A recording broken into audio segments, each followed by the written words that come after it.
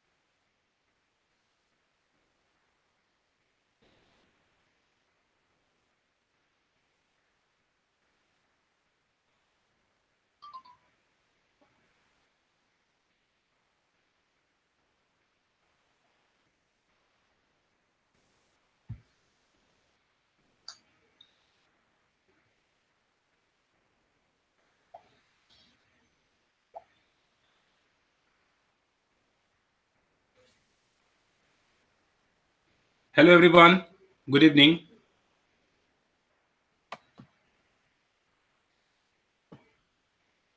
Hello Paras, how are you?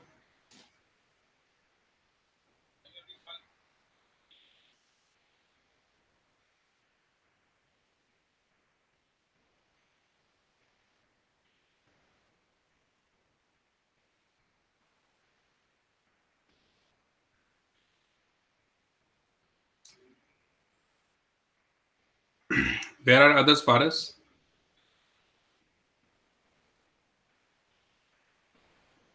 Where is Aditya?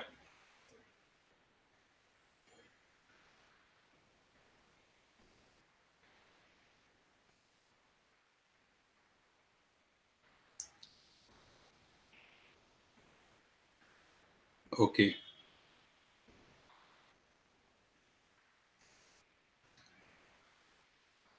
Guys, please type in your name. All of you who is present in this session.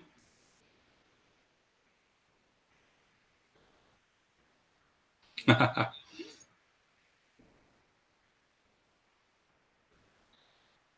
Shreya.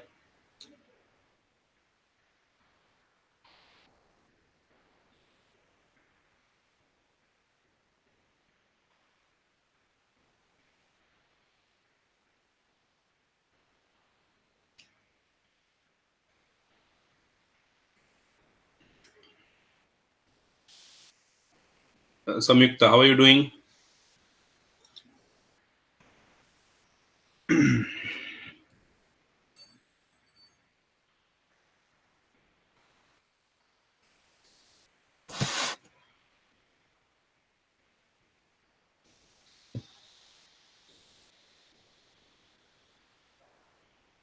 Okay guys, tell me what have we done last class? I think nomenclature we finished, no? Ardra, right. Nomenclature we finished last class, correct? Did we finish Werner's coordination theory? Bonding in coordination compound?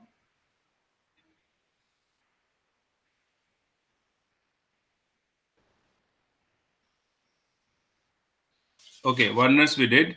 We have seen the examples also, no? That MnCO5 wala example we did, right? Dimerization, oxidizing agent and reducing agent.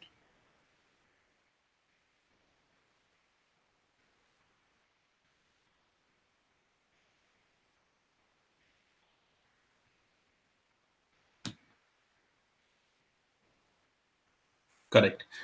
So, right. Okay, so hello everyone once again. So we'll start today with the valence bond theory. Okay, valence bond theory of coordination compound. See, it is exactly, the similar thing we have chemical bonding. Okay, so in chemical bonding, we have different theories for molecule, because one particular molecule, does not like from one theory, all kind of molecules, the bonding of all kind of molecules was not defined. Okay. Acha, VBT we have also done, is it? Can you tell me what we did the last example? Is there any example I discussed? Last example?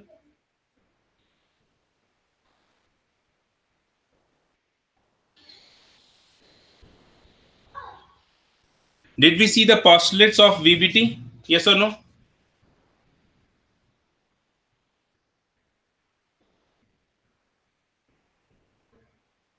NiCO4, like hybridization, bonding, and all, right?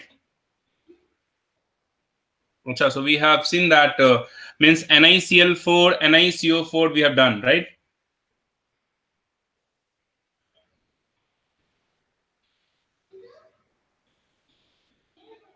Correct, correct.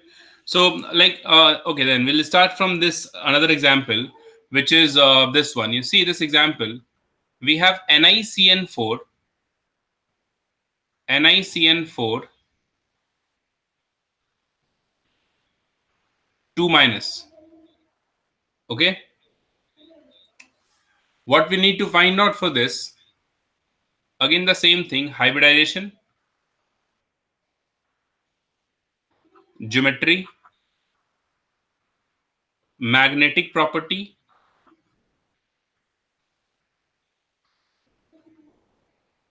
property, number of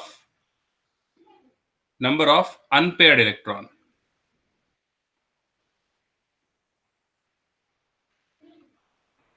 Number of unpaired electron. Can you tell me this answer of these questions?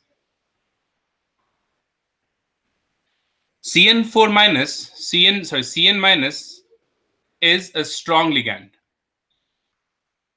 Okay, Cn minus, this information I am giving you, it is a strong ligand.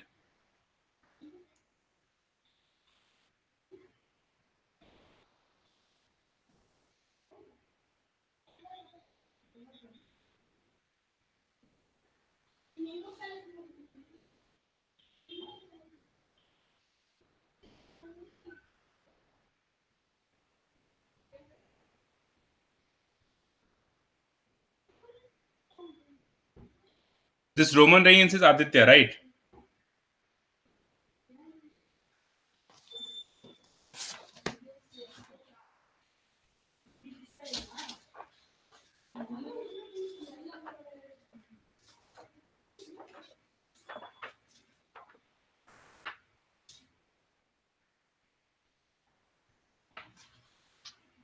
Okay. Tell me hybridization, geometry, magnetic properties, and number of unpaired electron.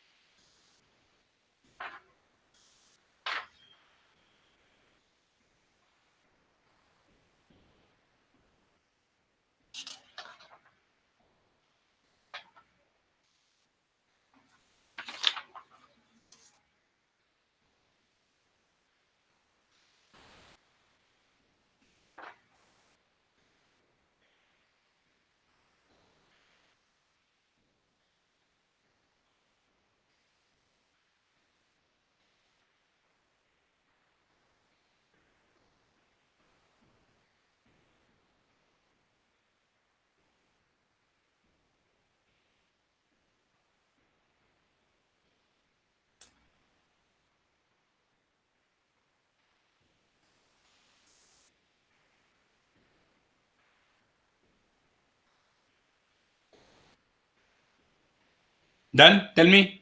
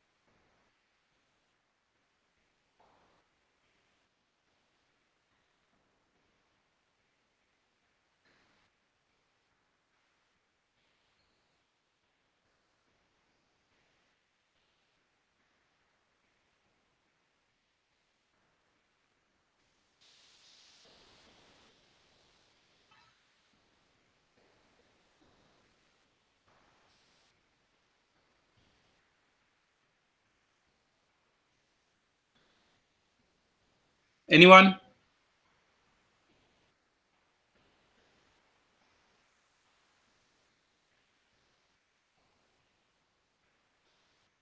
Okay, see, I'm doing this.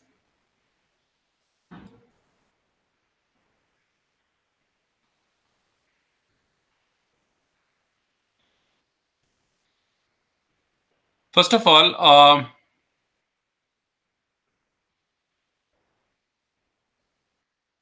can you tell me the oxidation state of nickel?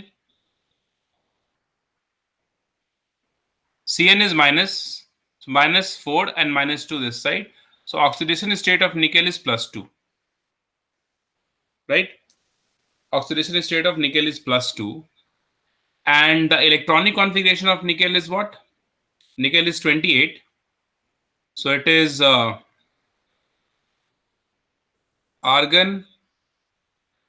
4s2 3d 8, right? So we have Ni2 plus in the complex. So for Ni2 plus, the configuration is argon 4s0 3d8. So the orbital diagram of this will be 3d, then 4s, then 4p.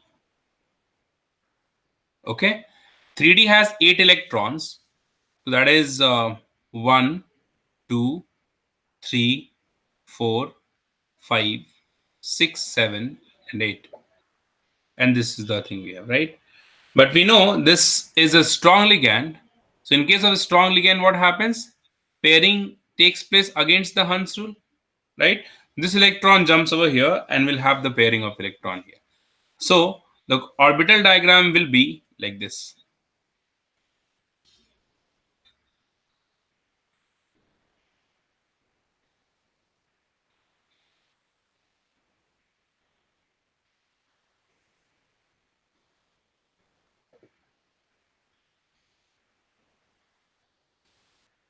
Okay. Now the coordination number of this molecule is what? Coordination number is 4. So we require 4 atomic orbitals which takes part in hybridization. Correct? So the 4 atomic orbitals are 1d, 1s and 2p. Right? So 1d, 1s and 2p forms hybrid orbital, and this hybrid orbital is 4 hybrid orbital. Hybridization is dsp2. Right? In this 4 or hybrid orbital, Cn minus ligand donates its electron pair.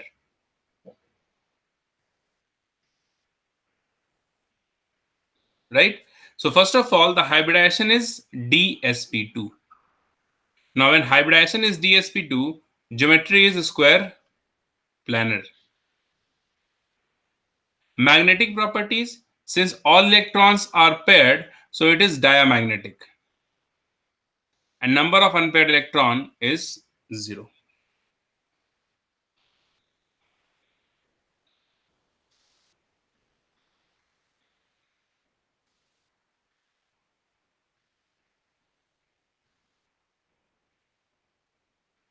Is it clear?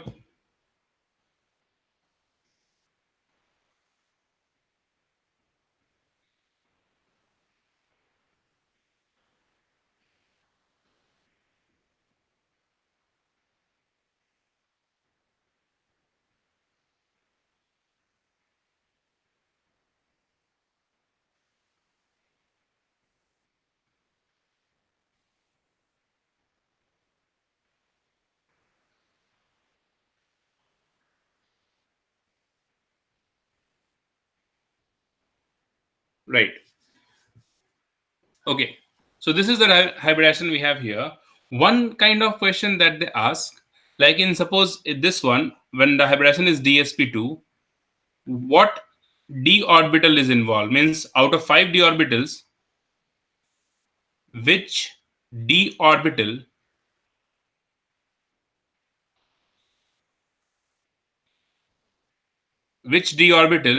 involves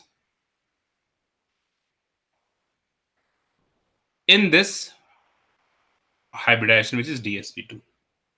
This is also one of the questions that they ask. This question we have done already. Everything we have already got.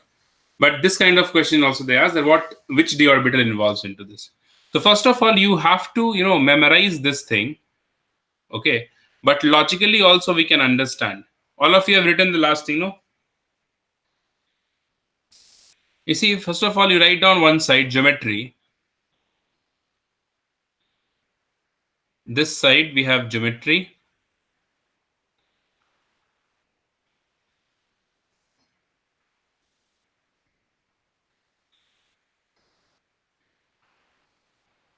And here we have d orbital. In which geometry, which d orbital is involved? Okay. So if the geometry is square planar,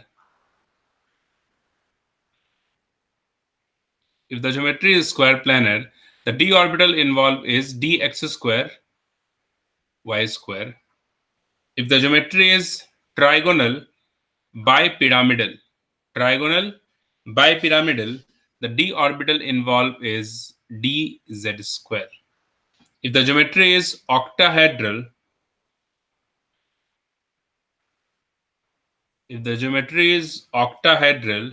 d orbital involves here are dx square y square and dz square. If the geometry is square pyramidal,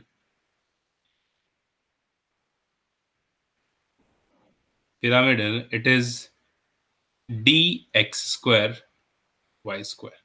These four things you have to memorize. In which hybridization, what d orbital is involved. Okay, so we can understand this also. Let's discuss this. But eventually, you have to memorize this four thing you have to keep in mind. But with this, you can, it will be easy for you to memorize if you understand this one. You see,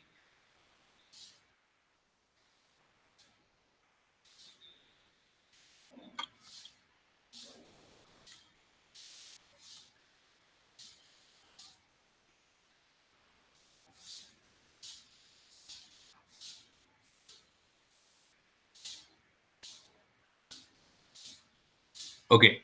Now you see the center we have metal, right?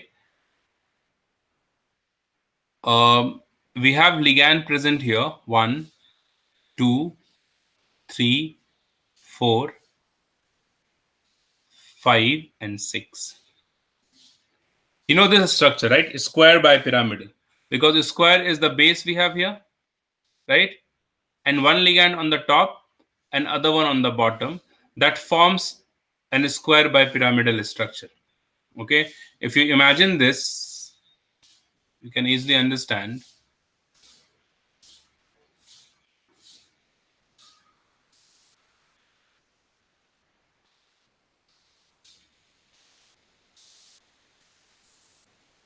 You see, this looks like a pyramidal with a square base. Pyramidal with square base. You have to imagine this, okay? Looks like a pyramidal with square base, okay? So it is a square by pyramidal structure. Okay, one ligand on the top, one on the bottom, and 4 in the plane of the square. Okay.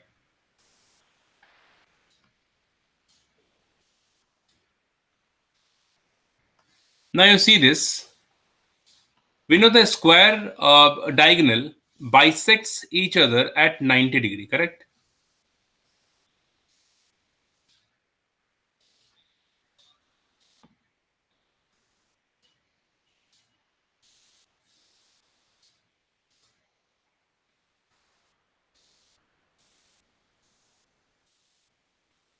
Okay.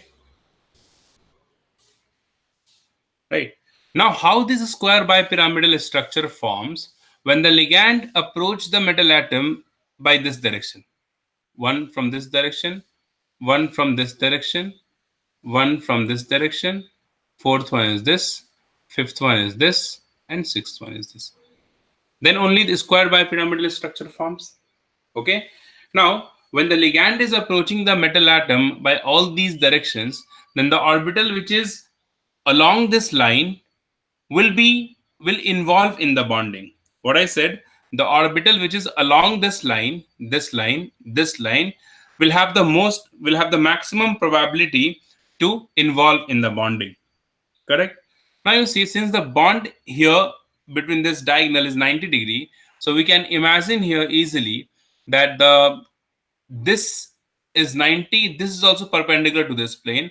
Suppose if this is x-axis, this we can imagine as y, and this we can imagine as z, because bond angle is 90-degree everywhere. So we can easily imagine these lines along x, y, and z axis. So obviously the orbital which is along these lines will have the maximum probability to get involved into the bonding. And what is the orbital which is along this x and y axis? This is one orbital. This orbital is what? This orbital is dx square y square, which is along the xy uh, axis. And along this line, z axis, we have dz square. That's why we say in octahedral complex, dx square and dz square orbitals are involved. How many of you understood this CLR?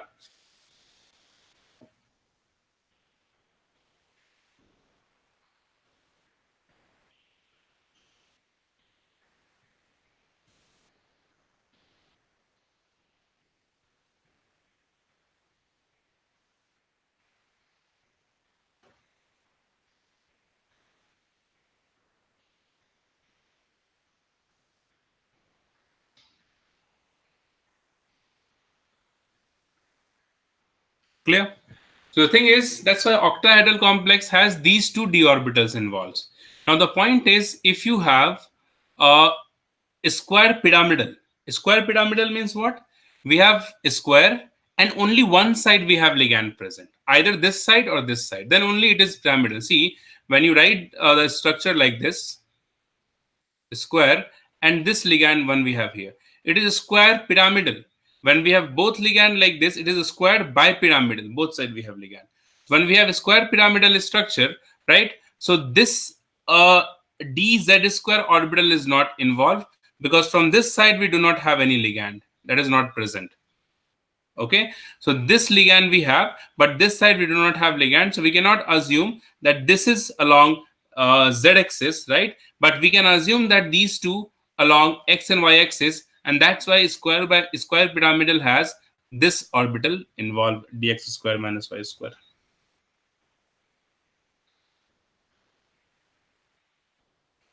Right?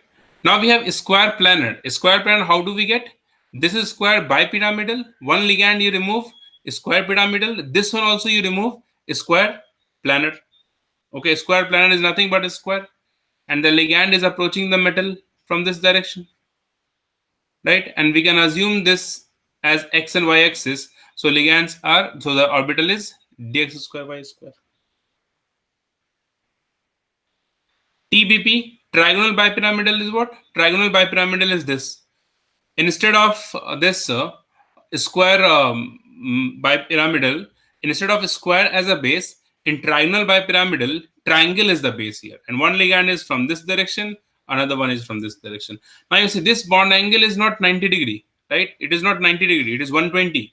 So we cannot assume any axis along these lines, okay? This is in between the xy axis.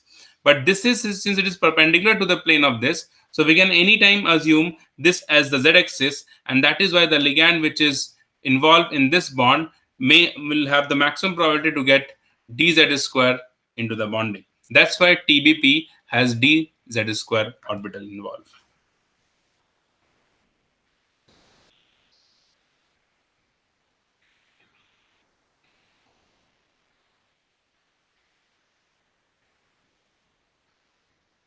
Okay.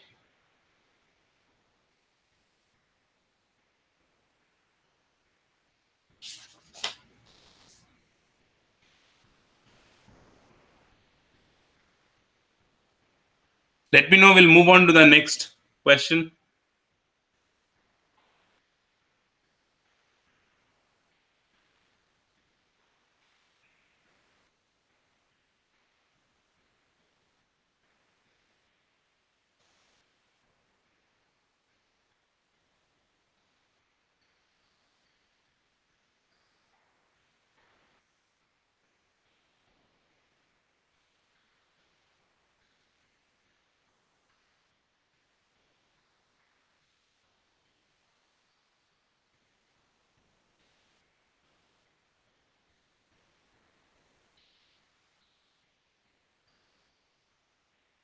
Any doubt?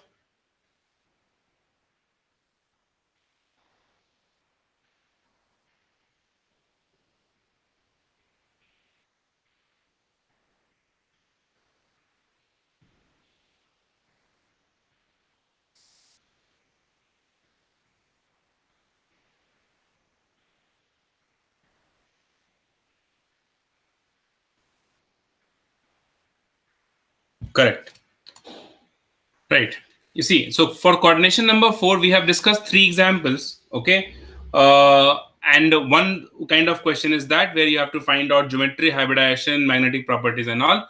Another thing, which d orbital is involved according to the geometry of the molecule. Okay. So this is again one important thing. Next one, you see, we have the next example of molecules in which the coordination number is 5. Same thing you have to do. Here, we'll see some more examples here. You see, the question is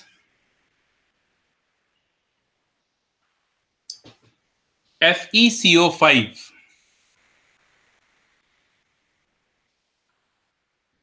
FeCO5 is found to have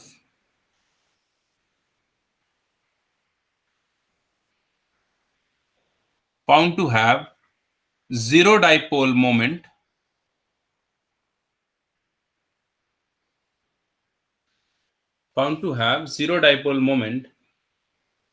explain its hybridization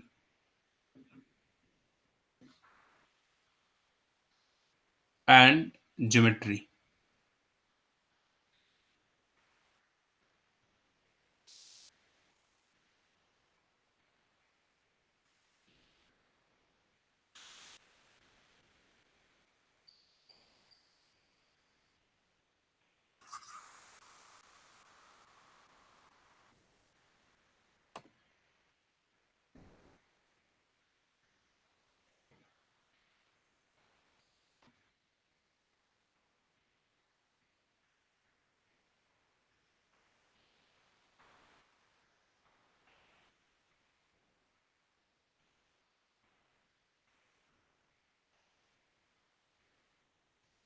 One more question I write on this side.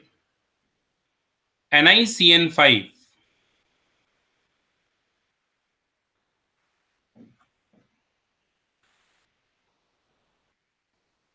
3 minus is found to be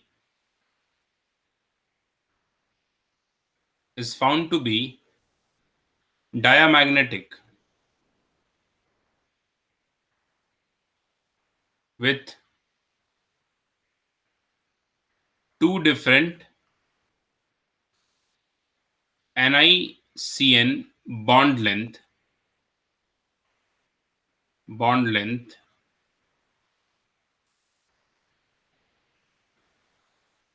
out of which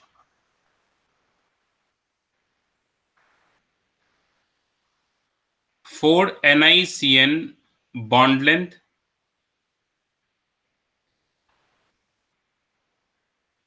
are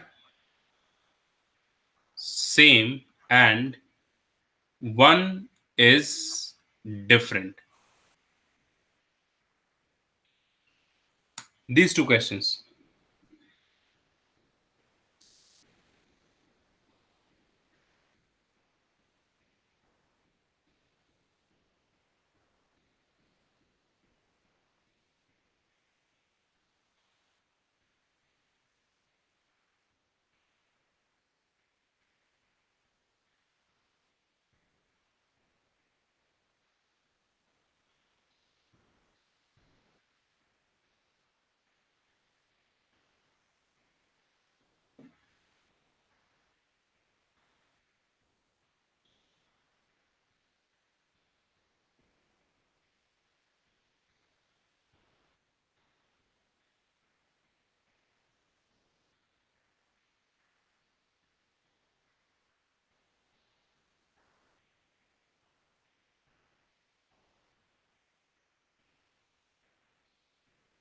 Done. First one.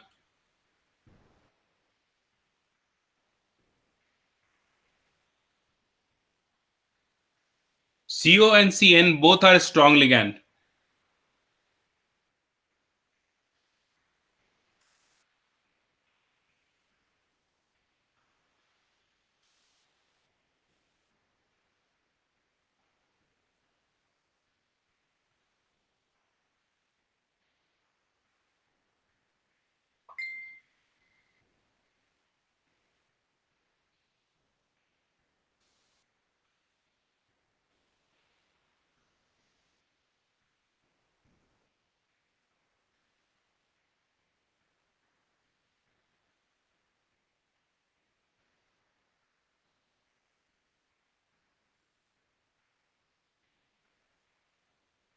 NiCN4 CN5 3 minus is diamagnetic with two different. Okay, so square pyramidal.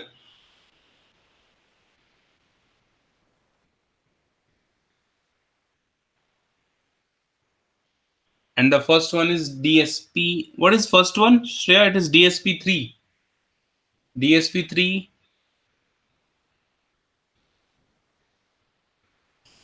DSP3 is the first one. Trigonal bipyramidal. Why not square pyramidal?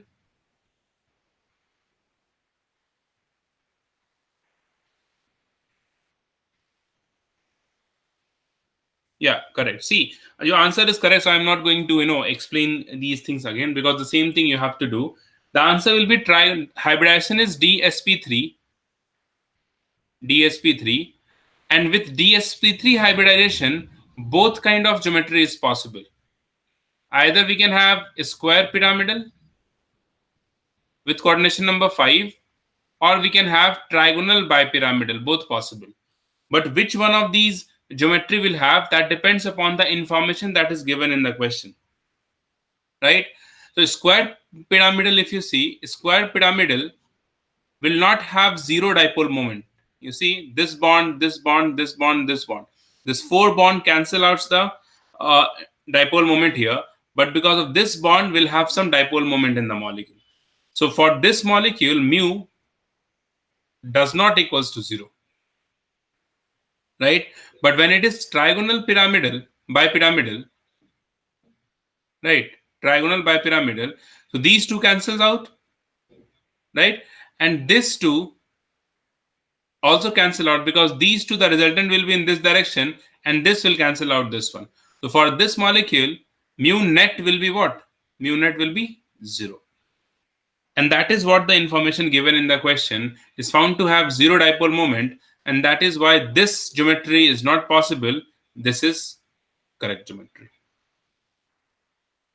Is there any unpaired electron in this molecule? Can you tell me? Number of unpaired electron?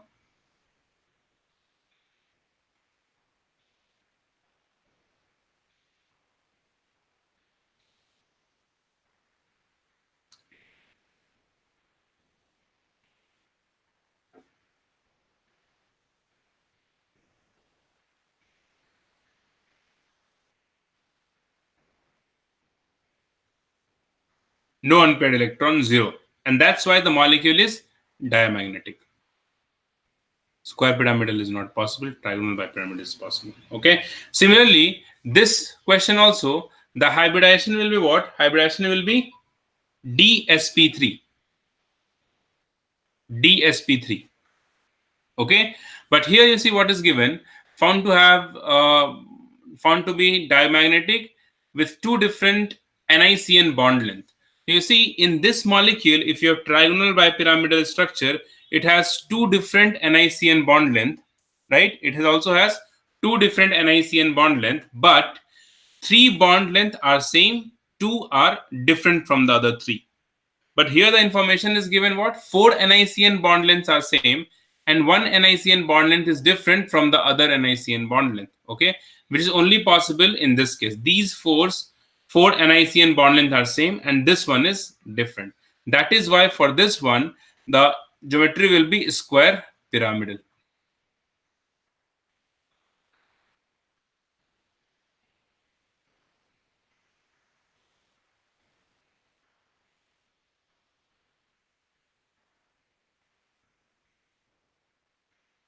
Right? Zero diamagnetic, so zero unpaired electron. Okay, hybridization in this we have already done. Okay, so based on the information given in the question, we can find out the geometry of this. Next one is C. We'll see two examples of coordination number 6. Coordination number 6, molecules which has coordination number 6 is most important in this chapter. Okay. So first question is CONH3 6 3 plus.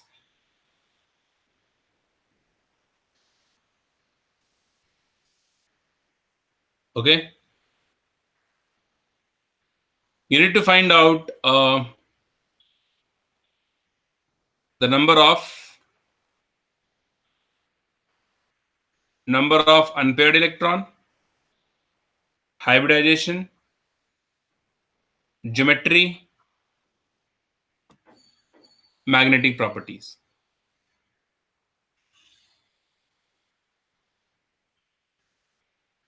One more question. We'll have FeF6, 3 minus. Same thing. Hybridization, geometry, number of unpaired electron. Tell me quickly.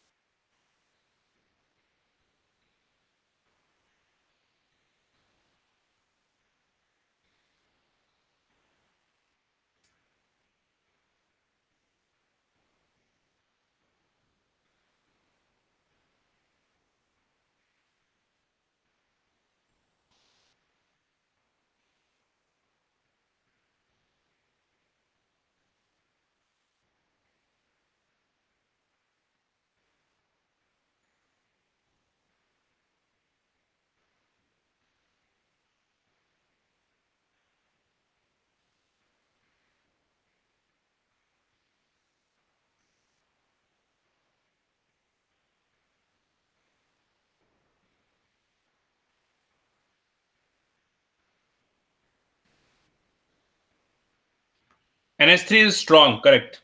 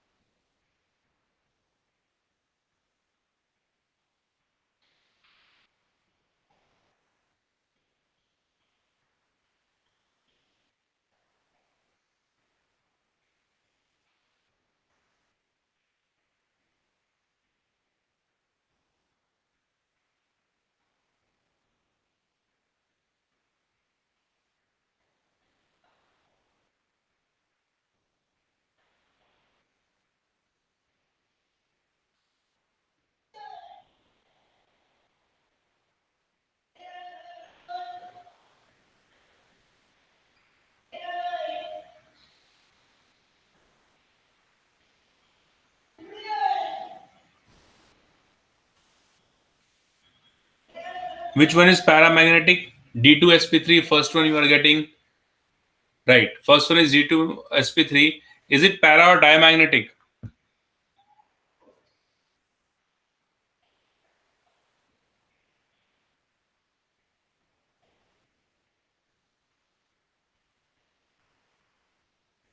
D2sp3 hybridization is correct.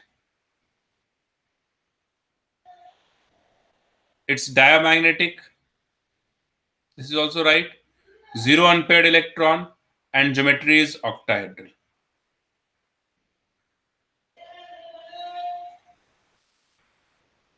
See, whenever the ligand is strong, okay, generally the nature of the molecule will be dia. We'll have one or two exceptions, that is possible.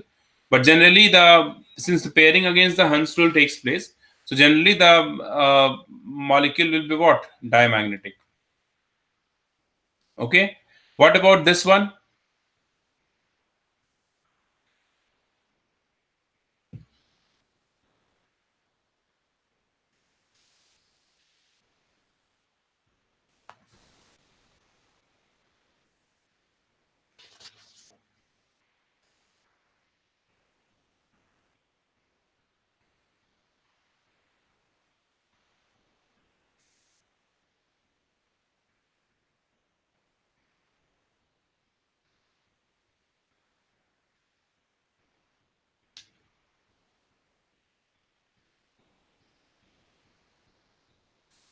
Next one, you tell me FeF6 3 minus.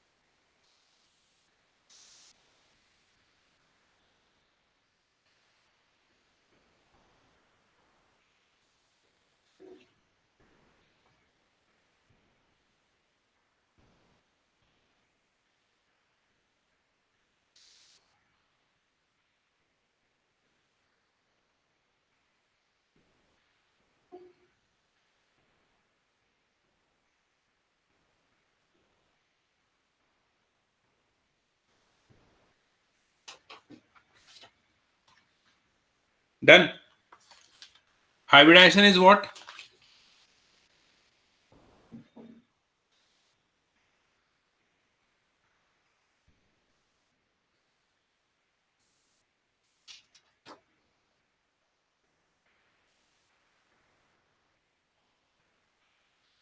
Tell me, what is the hybridization? It is sp3d2, correct?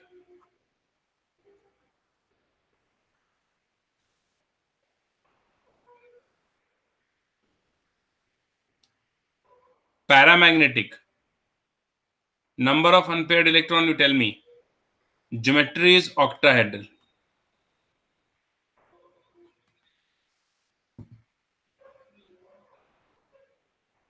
F minus is a weak ligand, first of all. Not D2sp3. Try this. Let me know if you're not able to do this. I'll explain this. Answer will be sp3d2 because F minus is a weak ligand. Halide ions are the weak ligands.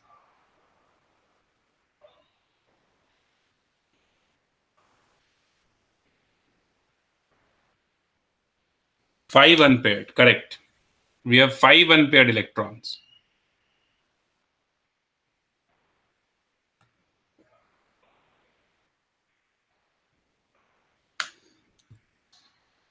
Samyukta, got it? sp3d2.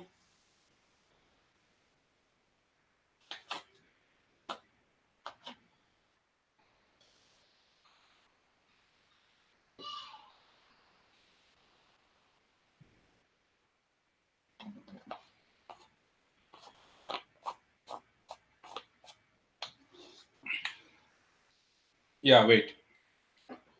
See, first of all, the oxidation state of iron is what? +3. Okay. So Fe, oxidation state is argon, 4s2, 3d6. For Fe +3, this will be argon, 4s0, 3d5. F minus is a weak ligand. So pairing against Hunt's rule is not possible.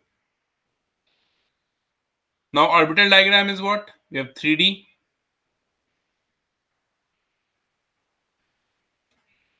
4s, 4p, 4d. Right? 3d has 5 electrons. So 1, 2, 3, 4, 5.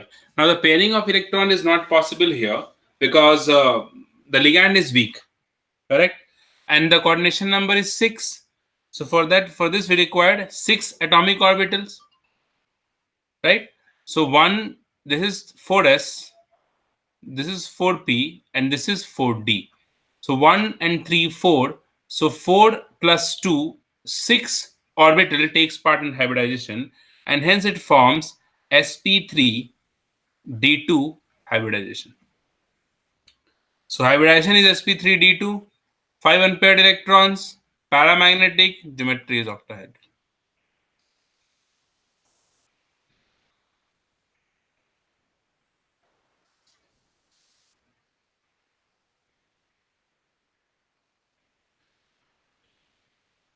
Okay. Now one more thing you see, d2sp3 means what? This d2sp3 means this two inner d orbital, 1s and 3p is involved. Suppose if these orbitals are involved, then the hybridization will be d2sp3, d2sp3. So when inner d, because it is 3d orbital, 4s, 4p, 4d. So when inner d orbital involves in the complex, we call it as low spin complex.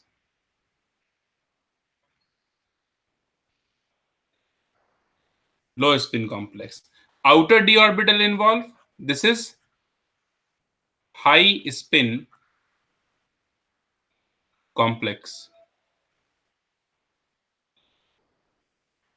Right? Low spin complex, high spin complex. Low spin complex means what?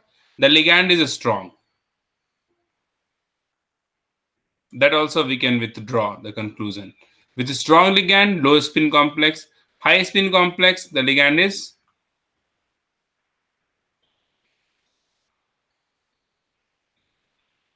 weak. All these things you can draw.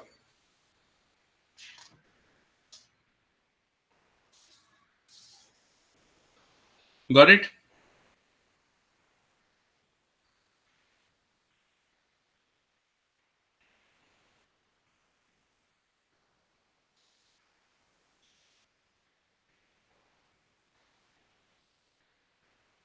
Okay. Now, see in this VBT, again there are few drawbacks, right, or limitations. So limitations of VBT.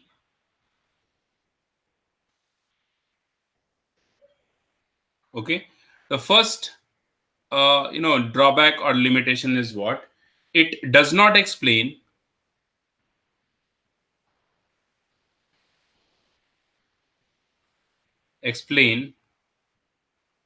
the color of the complex.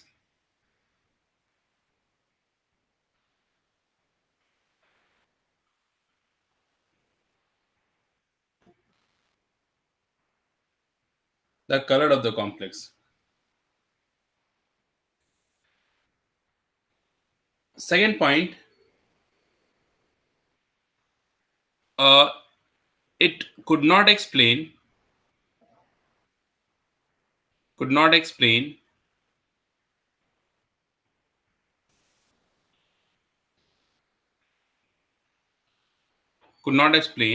why magnetic moment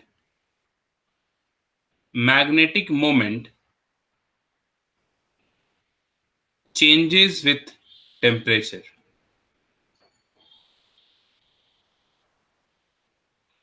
Magnetic moment can be given as, we have a formula, you must have done it last year in chemical bonding or periodic properties. N into n plus 2. This is magnetic moment, where n is the number of unpaired electron. Write it down. N is the number of unpaired electron. So for all diamagnetic molecules, the magnetic moment will be 0. For paramagnetic molecules, the number of unpaired electron you substitute here, you'll get the magnetic moment of that substance. Okay. One more example is important here. Like for this one, you see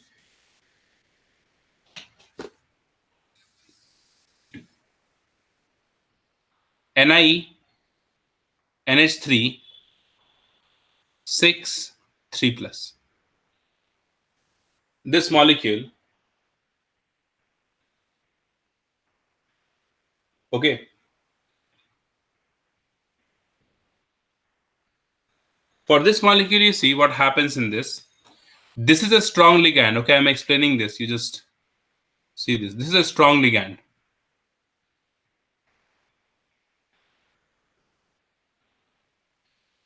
Okay, and 6 is the denticity here. So coordination number is also 6. Okay, so oxidation state of Ni is also plus 3. Okay, so you see for Ni, the electronic configuration is argon 4s2 3d8. So Ni 3 plus, just a second, Ni 2 plus, it is not 3 plus.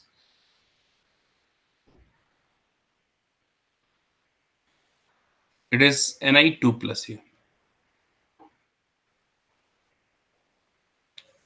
So for Ni 2 plus, the configuration is argon 4s2, sorry, 4s0 3d8. Orbital diagram, you see.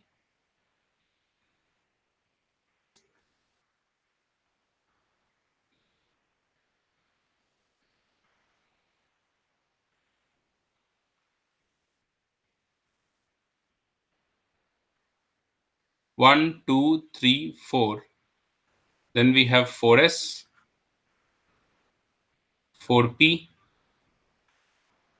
and 4d.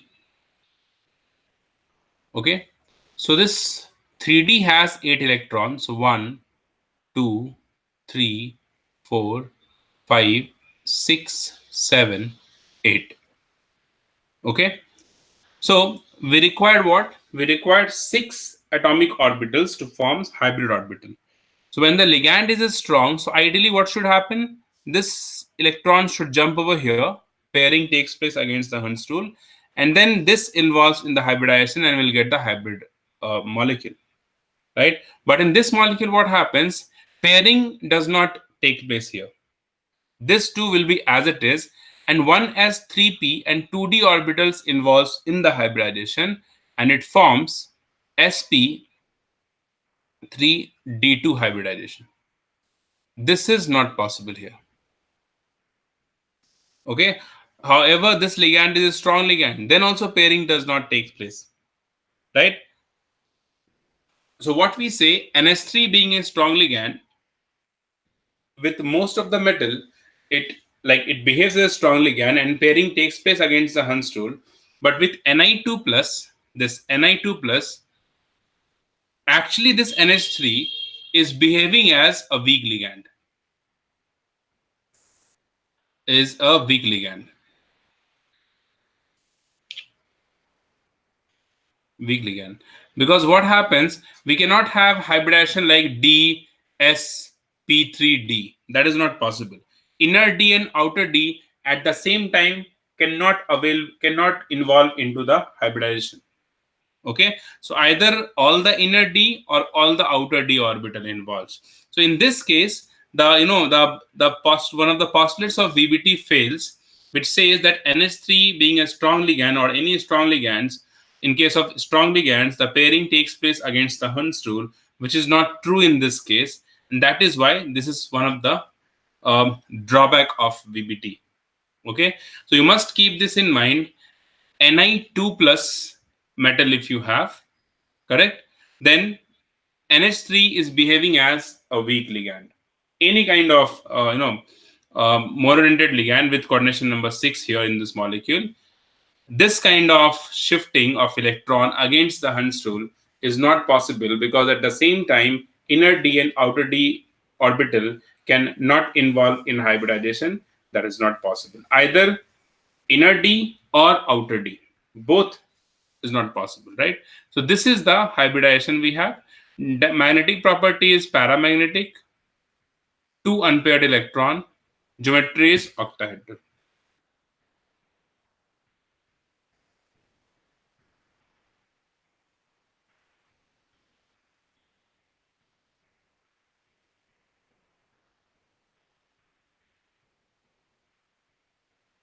Got it?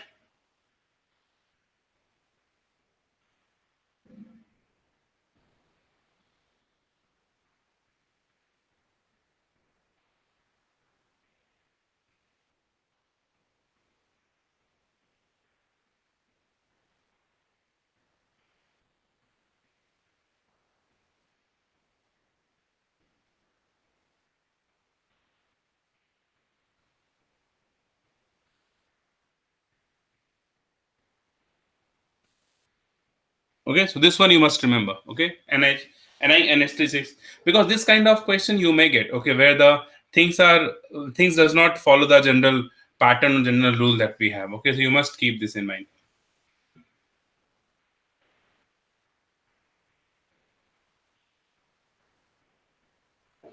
All of you understood? Can we move on? Correct.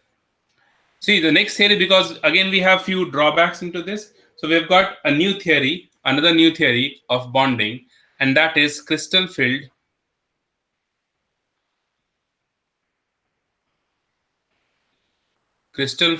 theory.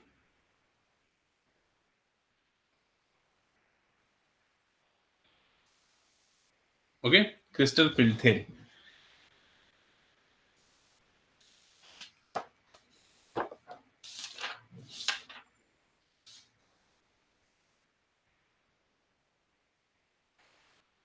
Okay, so in this, write down first few points and then we'll discuss what this theory is all about. Write down according to this theory, point wise you write down. According to this theory,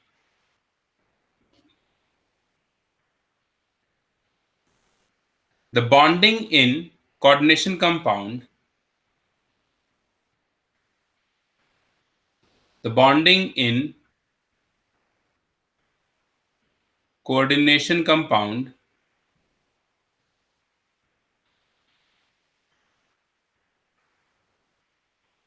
is completely electrostatic.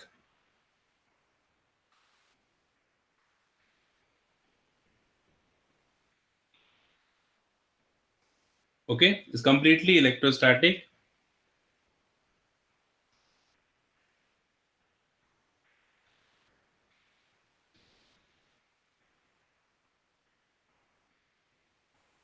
Next point, ligands are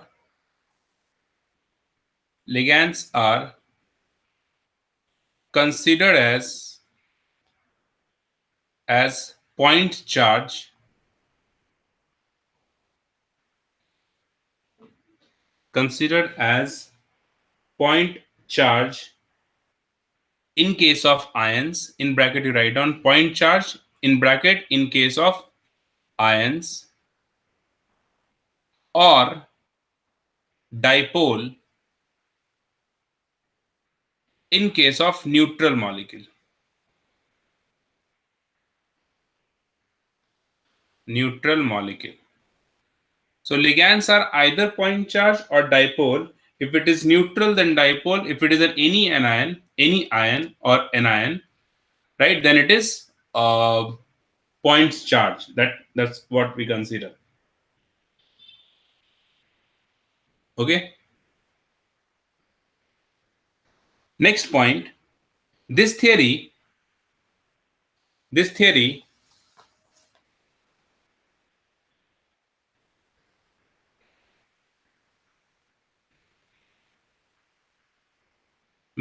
this theory mainly focus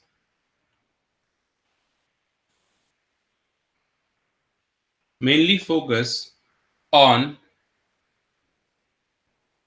the repulsion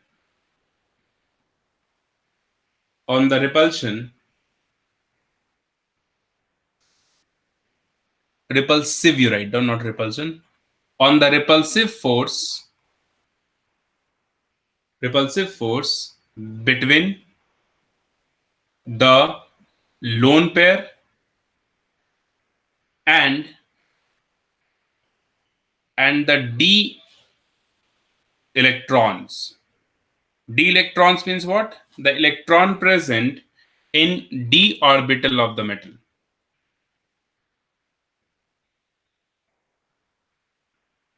Right? So we are mainly considering the repulsive force between the lone pair of ligand and d electrons of metal. This is for metal. D electrons of metals. So what happens because of this repulsive force? Write down. Because of this repulsive force, because of this repulsive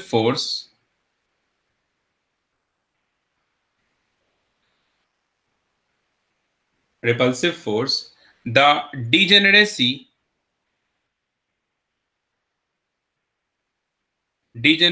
of d orbital disturbs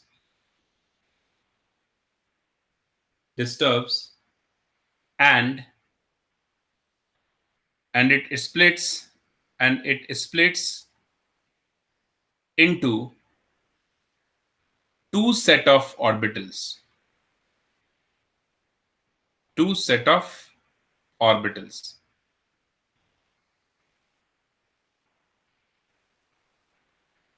Orbitals having different energy.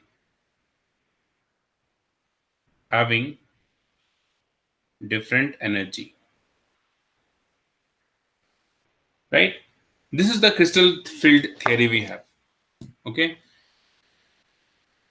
The bonding in coordination compound is completely electrostatic. Okay.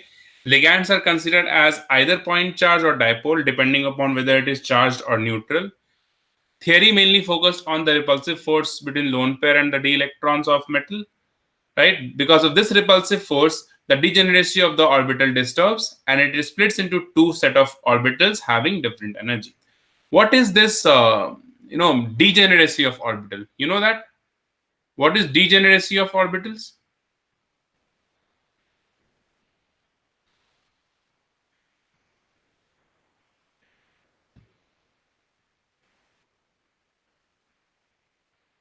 You know what is degeneracy of orbital? Tell me.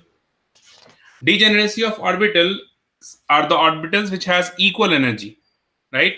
Like suppose if I write down the 5 d orbitals like this means what? All the d orbitals are at the same energy level. So this is degenerate orbitals. Degenerate orbitals. Equal energy orbital.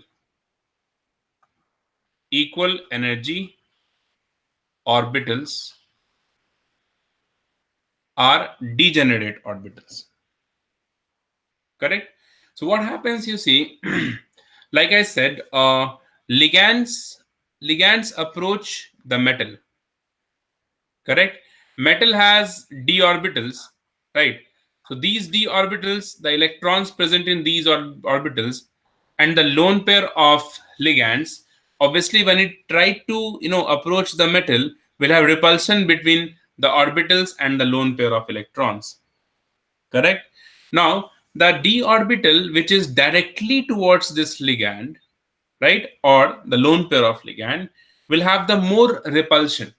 Right? So it is as simple as that. Suppose the electron, lone pair of electron is going like this, and one d orbital, suppose it is in this direction, directly towards the lone pair of ligand, and other one is different direction like this. Okay, the one which is directly towards the lone pair of ligand will experience the more repulsion, right? Because it is head on to this lone pair of electrons. The one which is directly towards this lone pair of electron will experience the more repulsion in comparison to the other orbitals, and more repulsions leads to the more energy of the orbital. Basically what happens, because of this repulsion, the energy of this orbital increases. Okay, it keeps on increasing as these electrons are going closer to this metal. Right? When it goes closer to this metal, the repulsion increases, and with this repulsion, the energy of the orbital also increases, and that is why one set of orbitals will have different energy, another set of orbitals will have different energy. One set of orbitals will have higher energy, the another set of orbitals will have lower energy, right? So that is why the orbital which has higher energy will go to the higher energy level, and the orbital which has lower energy will come down to the lower energy level. And this splitting takes place in such a way that average energy of the orbital will remain same, right? This is the energy of the orbital. One of the few of these orbitals goes to the higher energy level, few goes to the lower energy level. This splitting takes place in such a way that average energy will be same, right? So this splitting of these d orbitals because of the lone pair of ligands, we call it as crystal filled splitting. Correct? We call it as crystal filled splitting. Did you understand this? Tell me.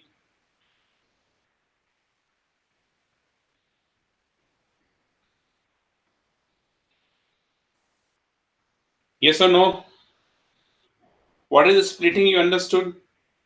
The orbital which has more repulsion towards the lone pair of ligand will experience more repulsion and hence goes to the higher energy level. Right? If this repulsion is same everywhere towards all these orbitals, right, then the repulsion will be same. Repulsion is same, it means they have the same energy. Okay, this is what crystal field is splitting. Now the next point, this is it. Next point is what? If this ligand is strong, correct, if this ligand is strong, then it provides more repulsion to these orbital in comparison to the weak ligand. So more repulsion means more splitting. More splitting means more energy difference. Correct? This energy difference or this splitting, like I said, we call it as crystal filled splitting.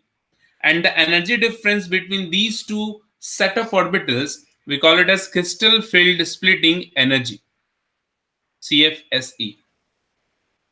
Right? Strong ligands produce more splitting, weak ligands produce less splitting. Correct? More splitting means more crystal field splitting energy, less splitting means less crystal field splitting energy. Right? Third point. Now when you have different ligands, correct? So with each and every ligand, if you try to find out this crystal field splitting energy, so according to the energy that we get, according to each of these ligands, so we'll have a series of ligands according to their repulsion to the d orbital of metal, or we can also say the crystal field splitting energy. So according to this, the crystal field splitting energy that we get with respect to each ligand will arrange those ligands in a series, and that series we call it as spectrochemical series. Like what I said, first of all, this splitting of orbitals. Then second point, what I said, strong ligands, more splitting, weak ligands, less splitting. Third point, what I said, if we arrange those ligands according to their crystal field splitting energy, we'll get a series from high to low, right? We'll have few ligands which produce more repulsion, or more energy. We have few ligands which produce less repulsion, less energy. So we'll get a series of this crystal field splitting energy with respect to the ligand. This series we call it as spectrochemical series. Correct? 2-3 terms you understood?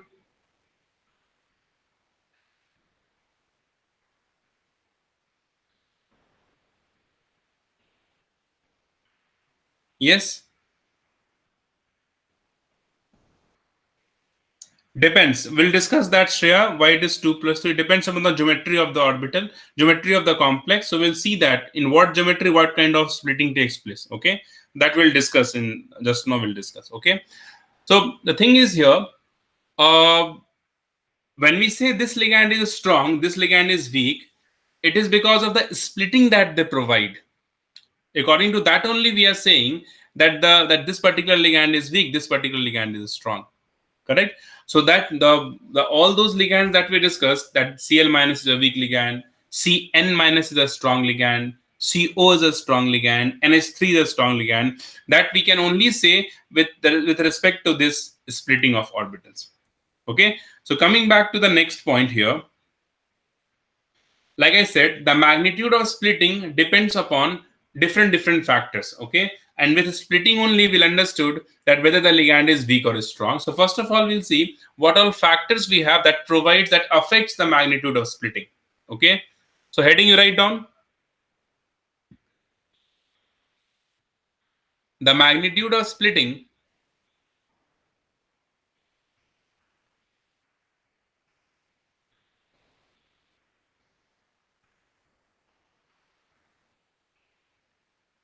splitting depends on depends on following factors. Following factors. The first one you write down: position of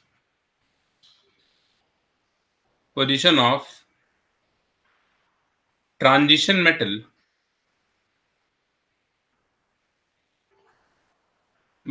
in periodic table.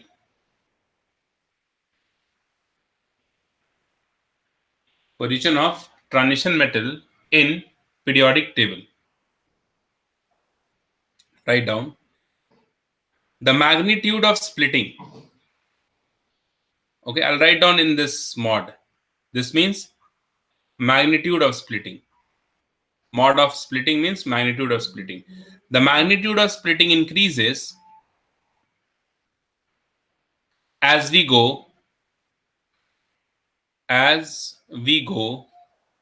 down the group.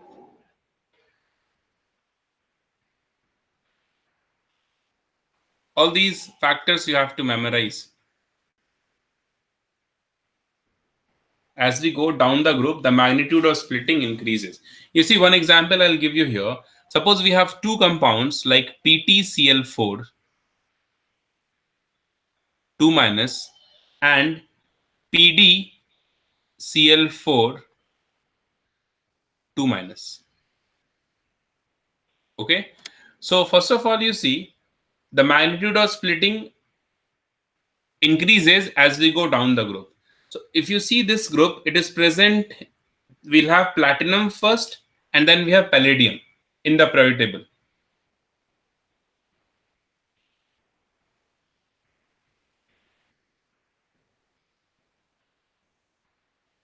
Right? So magnitude of splitting increases as we go down the group. Oh, sorry. So we'll have, okay, just one thing you see, platinum will have +2 oxidation state, right? And palladium we have +2. So in the periodic table, if you see the platinum and palladium, if you compare, platinum is in the next period of palladium. So Pt2 plus will produce more splitting here in Pd2 plus. Means in these two compounds, because the ligands are same, obviously the ligands must be same. You cannot change the metal and the ligand both at the same time. Either you change metal or you change this ligand. Okay. So since Pt is present in the next period, that's why we are going down the group, and hence the platinum will produce here more splitting.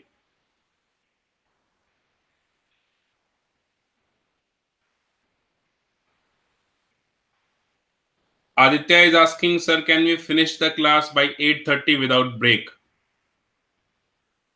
Without break, if you want, I can finish by 8:45. Is it fine? Let me know with all of you. Right, so here in this platinum Pt2 plus, we'll have more splitting than this. Okay, now the next factor we have,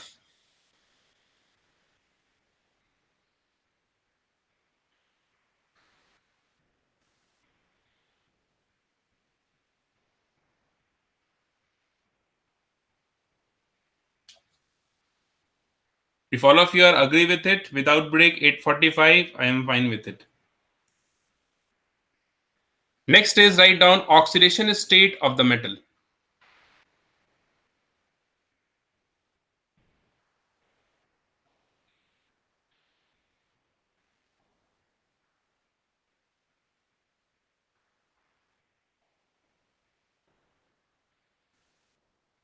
Write down as oxidation state of central metal atom increases,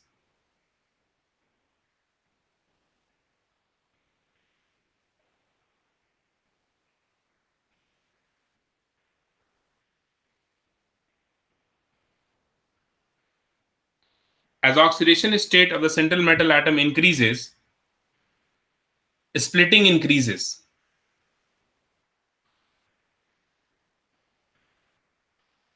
Splitting increases. Okay.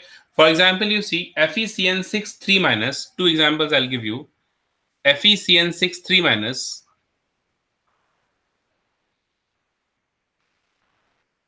and FeCN6 4 minus. Obviously, here we have more oxidation state +3 +2, so splitting will be more over here. Okay. Point reason behind this is what? More positive charge on this metal. Okay. More will be the attraction of the lone pair of electrons. So the lone pair of electron is strongly attracted towards the metal if the positive charge increases, and more strongly attracted, more will be the repulsion of the metal and orbital, the lone pair and orbital, and that's why we'll have more splitting. Right?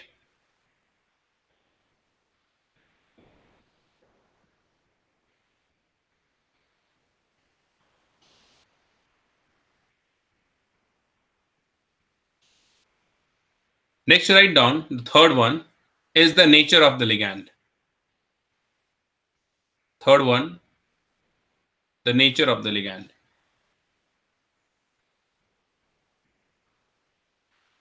Write down into this.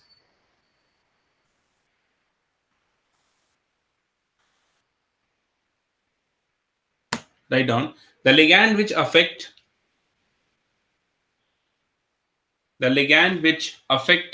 or produce write down, that would be better. The ligand which produce only a small degree of crystal field splitting. Just a second, I'm coming. Just a second. Yes.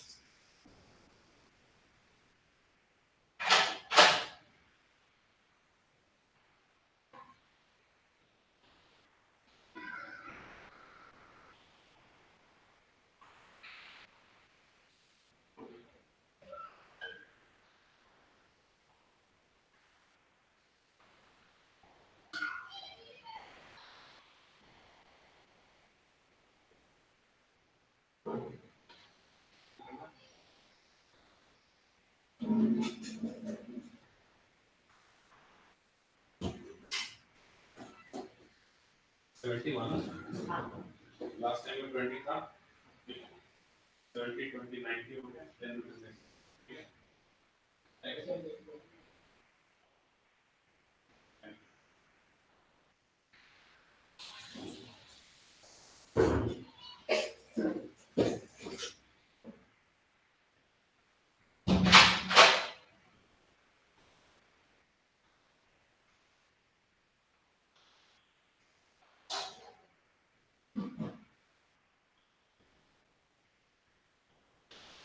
Yeah.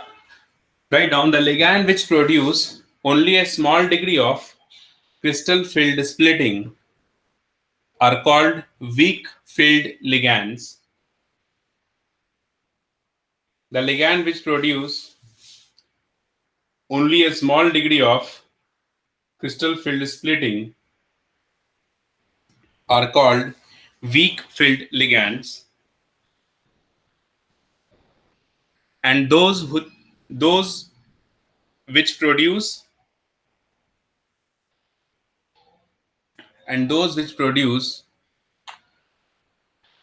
a large degree of splitting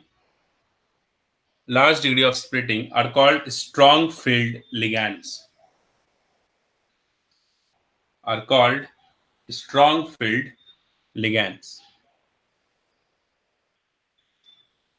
Okay, are called strong filled ligands. Strong filled ligands or strong ligands, same thing. Okay, next line, write down, when these ligands are arranged in order,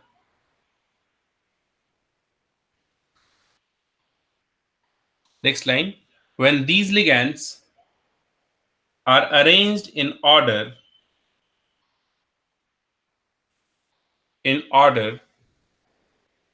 of the magnitude of their, when these ligands are arranged in order of the magnitude of their crystal field splitting, magnitude of their crystal field splitting, will get a series,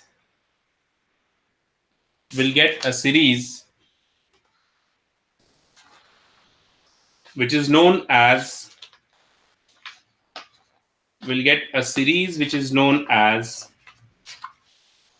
spectrochemical series. I'll write down this. We'll get a series which is known as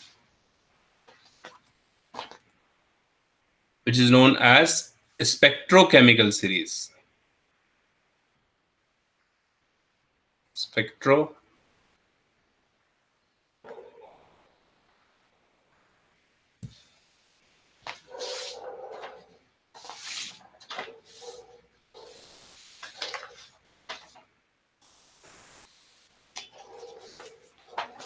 Right?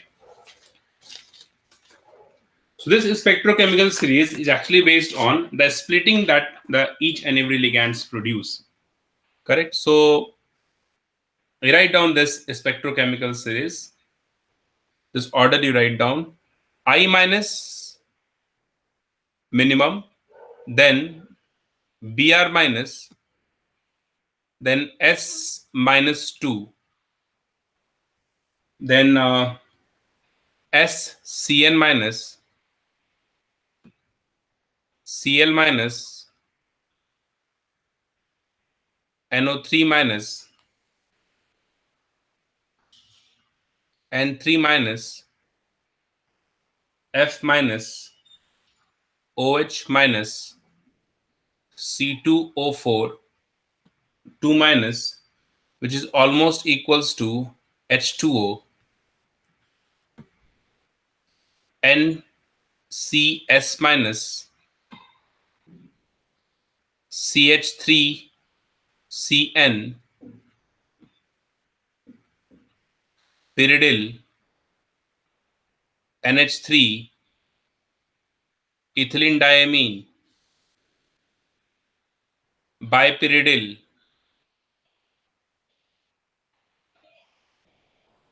then we have phenyl,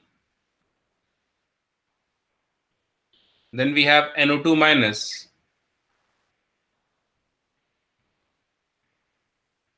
triphenyl phosphine, PPH3, Cn minus, which is almost equals to CO. This is what spectrochemical series. Now all these things you don't have to memorize. Okay, this series you don't have to memorize. In general, what you have to keep in mind that oxygen atom donor, if you have, right, oxygen atom donor except this NO2, oxygen atom donor in general, it is a weak field ligand except this NO2.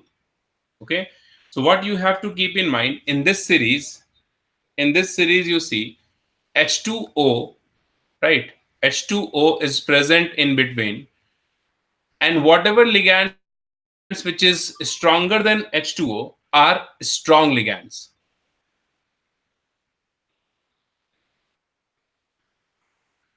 Strong ligands, and like left side of H2O, the ligands are weak ligands, including H2O also. H2O also we consider as weak ligands. Correct? So in general, what you have to keep in mind that halide donor,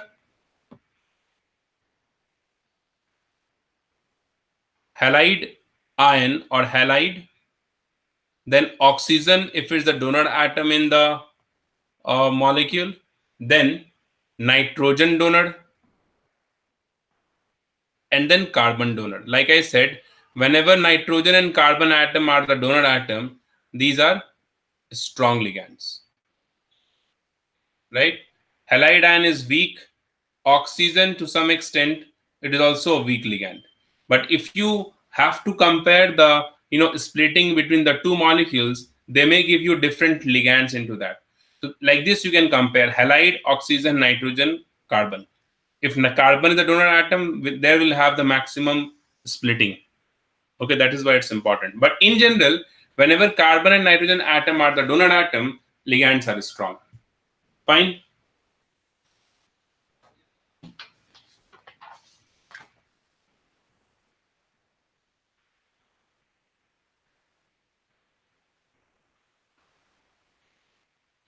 Yes, tell me.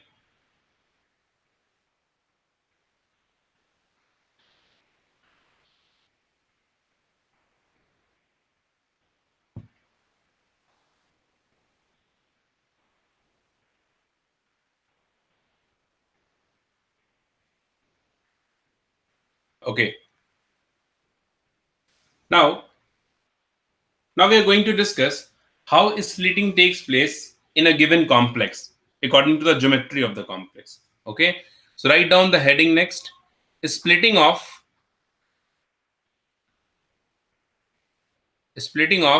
d orbital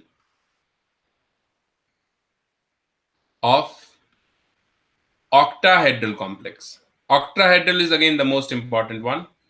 Octahedral complex.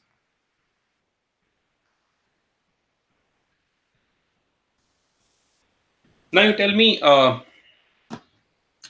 one thing I wanted to ask you here. Let me draw the geometry first of octahedral complex. Octahedral complex is this.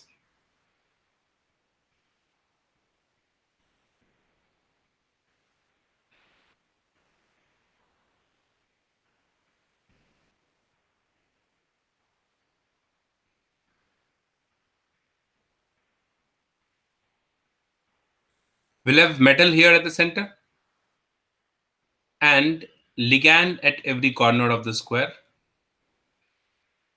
along with one ligand this side, one ligand this side.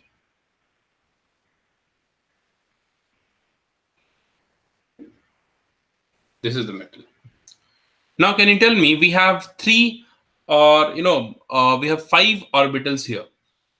Like we have five orbitals: dxy, dyz, dzx, dx square y square, dz square.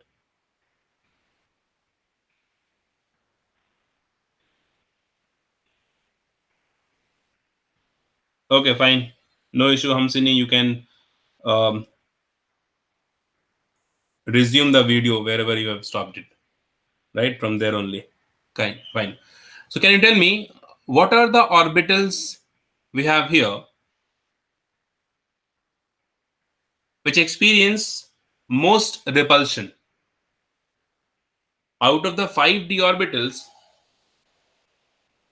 the orbitals which experience most repulsion here, can you tell me the orbitals?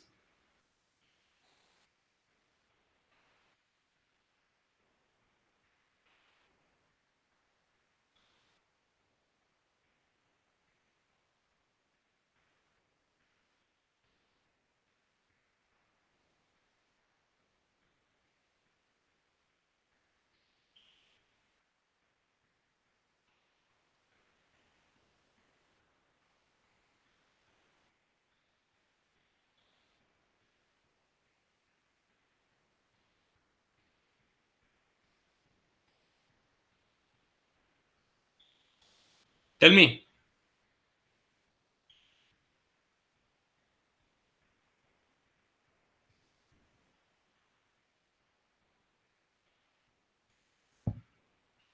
See, the point is here, the orbitals which is which is along the direction of the ligand, like from which direction the ligand is coming towards the metal.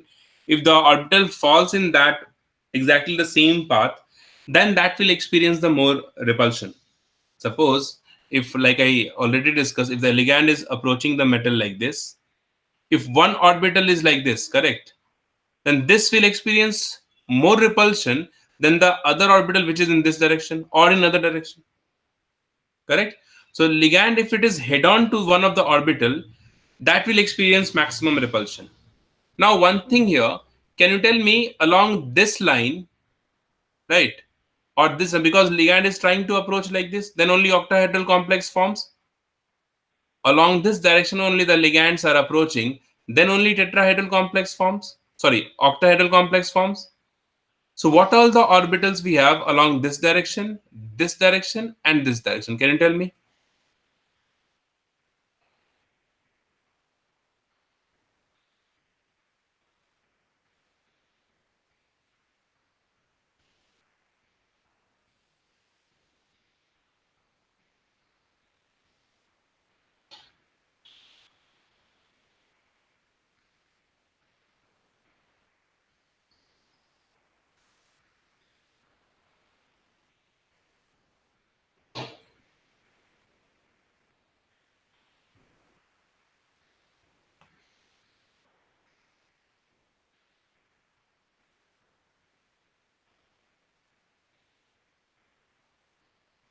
Tell me what all the orbitals we have. See, this is what the two diagonal we have, this, and this is the this line. Okay, this is what we can assume, this as x-axis, this as y-axis, and this is z-axis, because the mutual angle is what, 90 degree. So obviously we know along x and y-axis we have dx square y square orbital present. Dx square y square. This is dx square y square orbital, and this is what, dz square orbital we have. Right? So out of the 5 orbital, we can say that dx square y square and dz square orbital experience more repulsion than the other 3. Other 3 orbitals are what? dxy, dyz, and dzx. Right? That's why these two orbitals, the energy increases in comparison to these two orbitals, and we'll have a set of these two orbital, and we'll have a set of these 3 orbitals. Two different sets we get. Okay, so these two orbitals we call it as EG orbitals. It is again an spectroscopic term. EG is an spectroscopic term, and this we call it as T2G orbital. Right? So what is this EG and T2G? These are spectroscopic terms.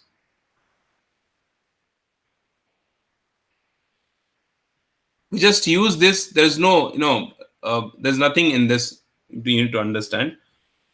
I'll explain. Wait. EG means these two orbitals. T2G means these 3 orbitals. That's what the thing is. Okay, this is spectroscopic term. This is spectroscopic term. See what I said. Since the ligand is approaching in this direction, right? Which is, in other word, can I say it is approaching along the axis, x, y, and z axis? Can you tell me that? Can I say this, that in octahedral complex, ligands approaches the metal along the axis, x, y, and z axis? Can I say this? Yes or no? Tell me fast.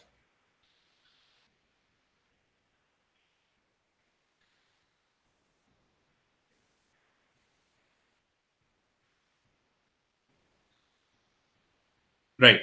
So all those orbitals, d orbitals, which are present along the axis, or the orbitals which are axial orbital, will definitely have the more repulsion, because the ligands are head on towards those orbitals. Since the ligands are approaching towards the metal along the x, y, and z axis, so obviously axial orbitals are those orbitals which are present along the axis. Right? So axial orbitals, out of the 5 d orbitals, we have 2 axial orbitals, dx square y square and dz square, because these two along the axis, this is along xy and this is along z axis. But the other 3 orbitals are non-axial orbital. This you already know, because these three orbitals dxy, dyz, and dzx present in between the axis. This is present in between xy, in between yz, in between zx. So obviously, since the ligands are approaching the metal along the direction of the along the axis itself, that's why the orbital which is along the axis or axial orbital will definitely experience more repulsion than the non-axial orbital.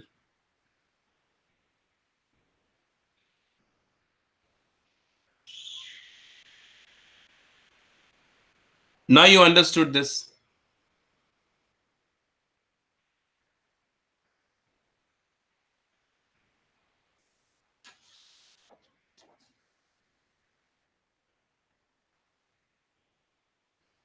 Clear? All of you, tell me. All of you understood?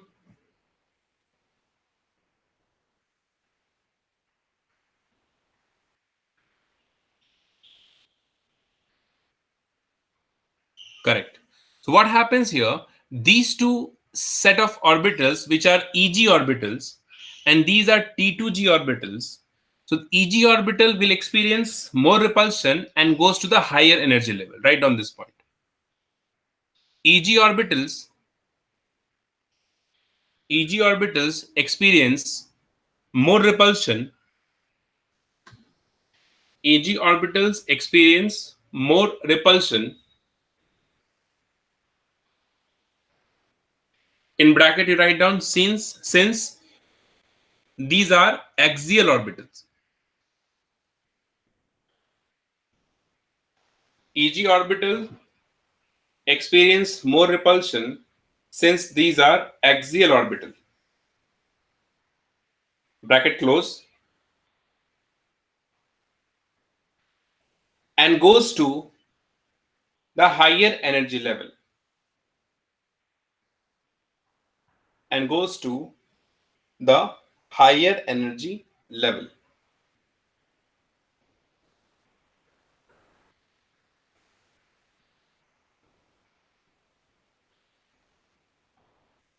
Next line, T2G orbitals, in bracket you write down non-axial orbital.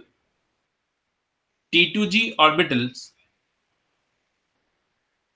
experience lesser repulsion,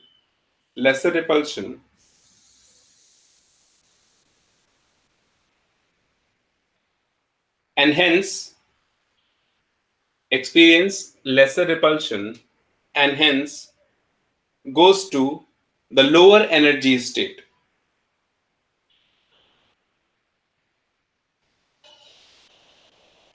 And goes to the lower energy state. One note you write down here,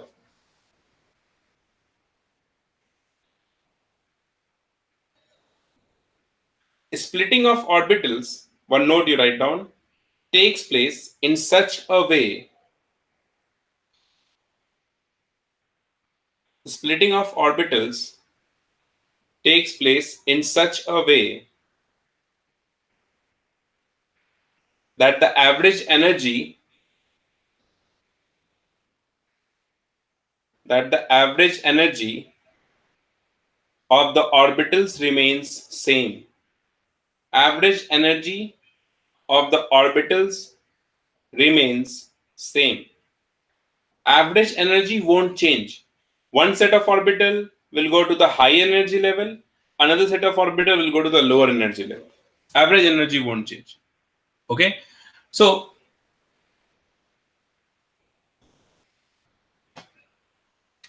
orbital like energy diagram, if I draw here, next to write down the heading energy diagram. See, if you understood this, the next we have to do with tetrahedral complex and a square planar also. Okay, so that is also exactly same. We just need to see what all orbitals is directly towards the ligand. That's what we need to understand. Okay, so energy diagram, I'll draw it first and then I'll explain. Okay, you also draw it.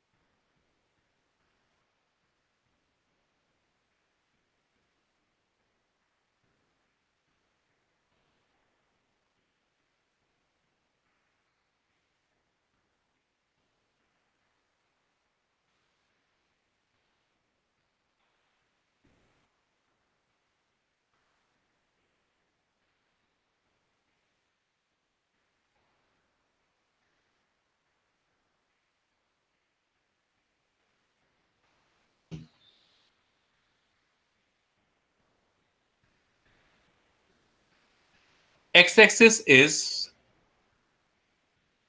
decreasing distance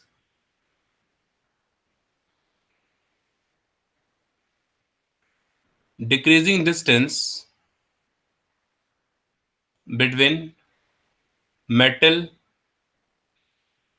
and ligand, and this is the energy profile, energy axis.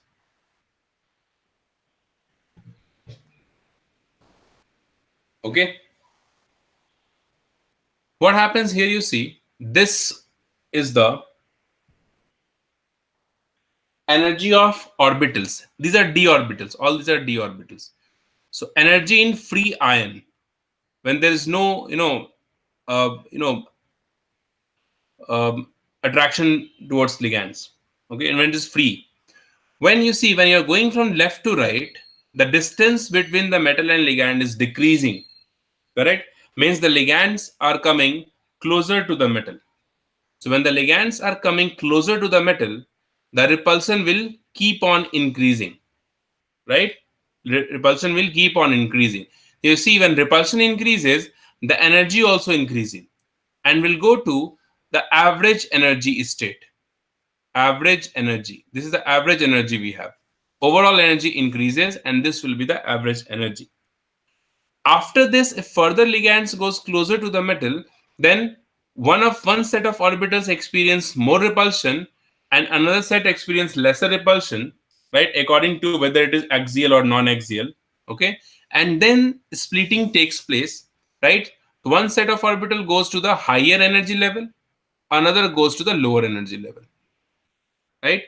This orbital here is Eg orbital, because Eg orbitals are axial, more repulsion, more energy.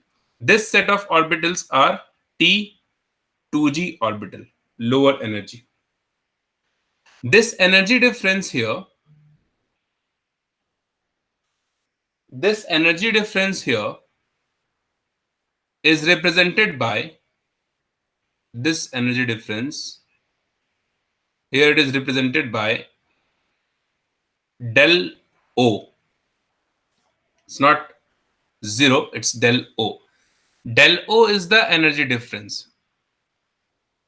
This O stands for octahedral.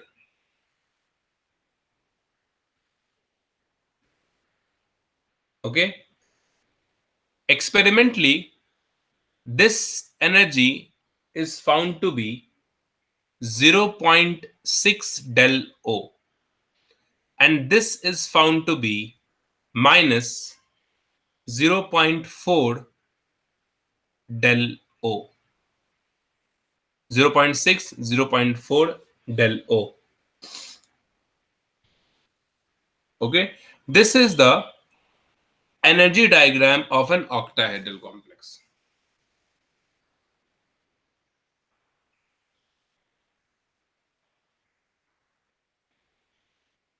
Is it clear?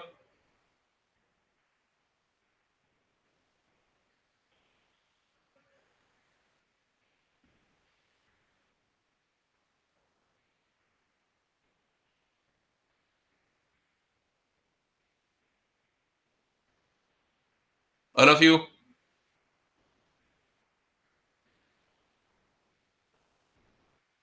Okay, the important point here is that you should know Eg will have the higher energy state and T2g will have the lower energy state. Okay, now you see this kind of distribution is taking place, right?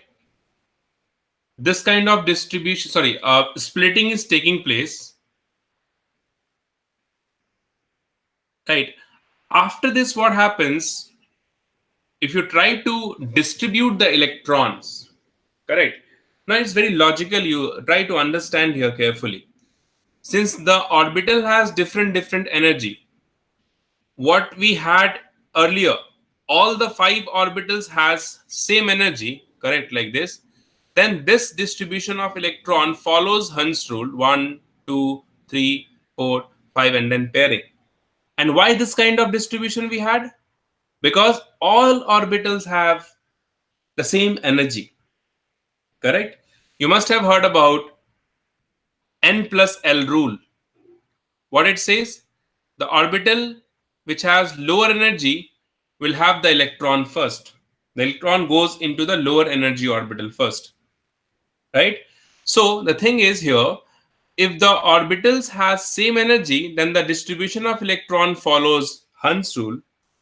If the energy difference will be there, then the first electron goes into lower energy orbital and then into higher energy orbital.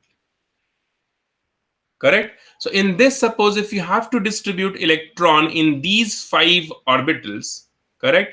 Then the electron starts filling into this T2G orbital first, and then it goes into EG orbital. Is it clear? Is it clear? Tell me. First electron goes into T2G and then electron goes into EG, because T2G is the lower energy orbital, EG is the higher energy orbital.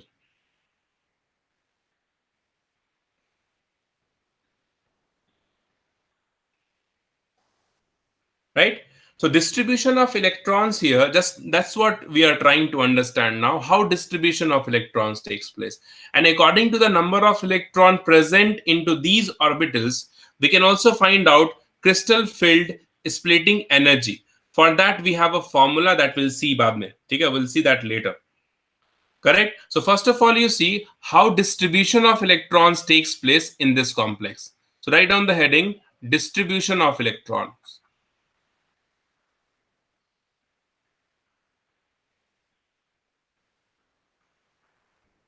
Right? So this distribution of electron depends upon, write down, it depends upon the nature of the ligand.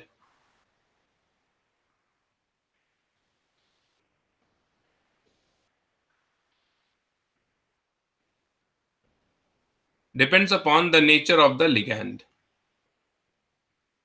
See what happens before going into this, I'll tell you one thing. If the ligand is strong, then what happens? This splitting will be more. Correct? If the ligand is strong, splitting will be more, and in that case, the distribution of electron does not follow Hund's rule because the energy difference will be more. So first we'll have 1, 2, 3, 4, 5, 6, and then here 7, 8, 9, 10. But if the ligand is weak, the energy difference is less over here, and hence the distribution of electron overall follows Hund's rule. That's what we did in the last VBT theory. What we did in VBT, that when the ligand is strong, right, the distribution of electron, the arrangement of electron does not follow Hund's rule. That's what we did. Pairing of electron takes place against the Hund's rule. Why? Because when the ligand is strong, this distance, this the energy difference will be high, right? And hence first here pairing takes place and then here pairing takes place. That's what it happens. But this kind of thing is not possible when ligand is weak, because in that case the energy difference is not that high. Okay, so two cases we have here in terms of ligand. If we say in case of weak ligand, write down first point here, depends upon the nature of ligand. In case of weak ligand,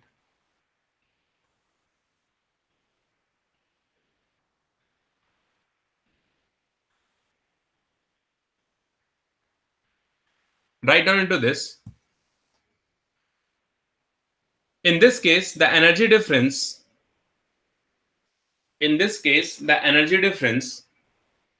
between T2G and EG orbital, in this case, the energy difference between T2G and EG orbital is not high.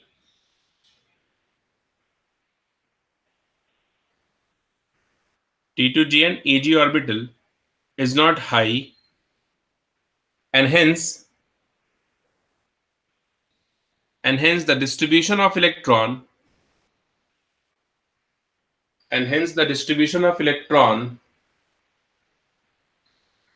is done according to Hund's rule. Is done according to Hund's rule. Distribution of electron is done according to Hund's rule. Okay. So you see what happens. First we have T2G, then electron goes into EG, then again the electron goes into T2G, then again the electron goes into EG. Why electron goes into T2G first? Why not EG? Can you tell me? Why the electron goes into T2G first? Why not EG?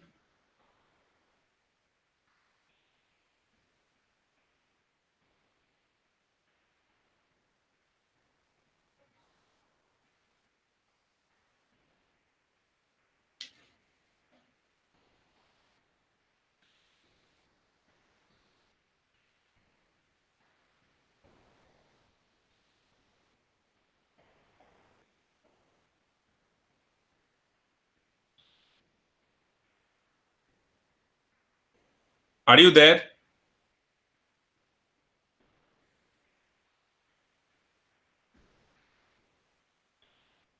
अरे कोई है? मैं ऐसे ही बोल रहा हूँ क्या? हाँ.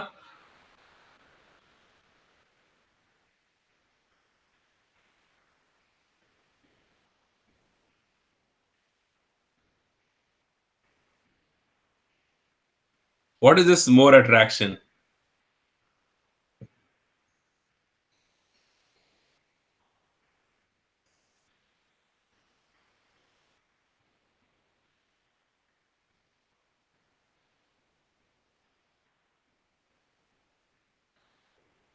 अरे why? I don't know.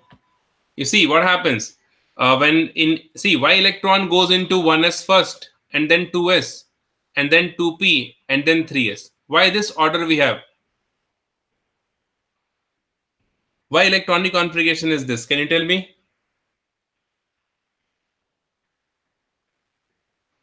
We draw the configuration, no, 1s2, 2s2, 2p6, 3s2, 3p6, like that.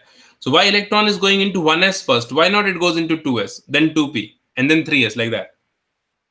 You don't know this? Yes or no? Tell me fast. Otherwise, I'll explain this.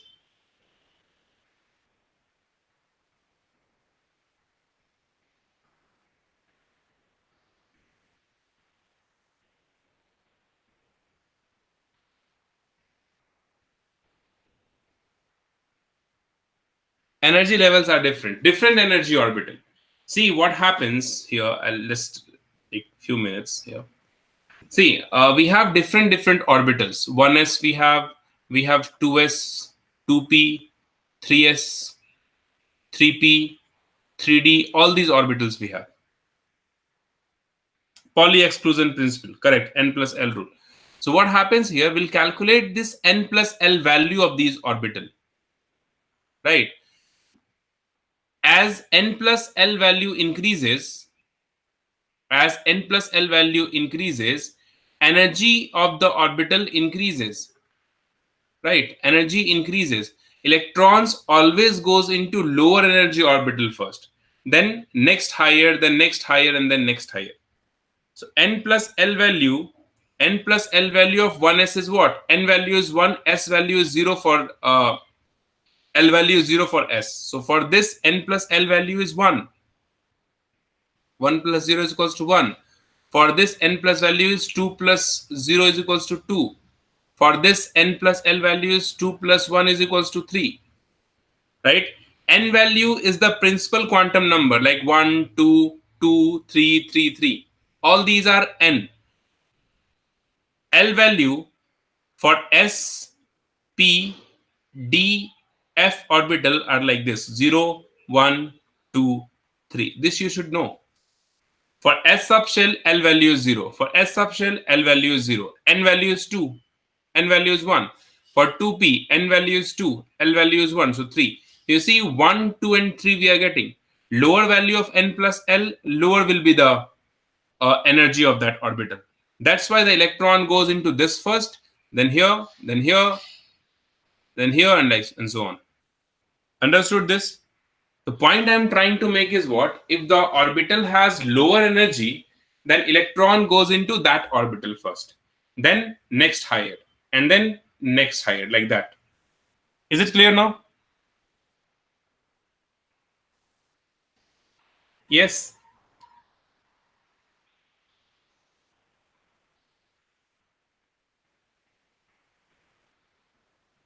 Correct.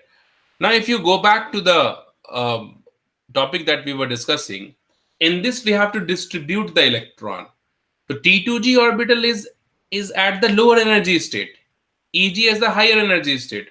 So obviously T2G will, the electron goes into T2G first and then EG first. So in case of weak ligand, the energy difference is not that large. The first electron goes into this, then pairing takes place. So if you have, T2G orbital, so 1, 2, 3, first 3 electron goes into T2G orbitals, 1, 2, and 3. First 3 electrons goes over here, 1, 2, 3. And since this difference is not that large, so pairing won't takes place against the Hund's rule because we are assuming weak ligand, right? So 1, 2, 3, then fourth, fifth electron goes into EG, then sixth, seventh, eighth goes into T2G, ninth goes into EG, 10th goes into EG. Is it clear now?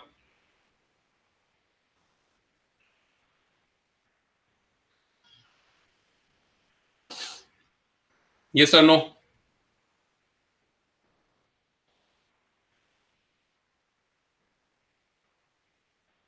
Thank you. Hamsini, you are back.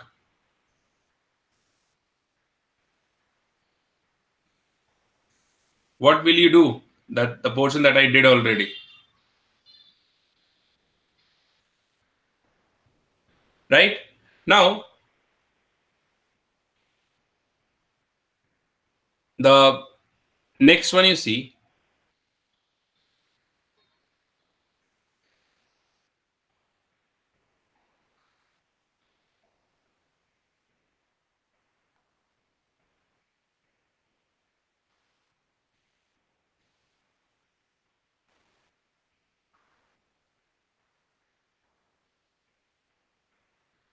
second case, if the ligand is strong, in case of strong ligand, write down.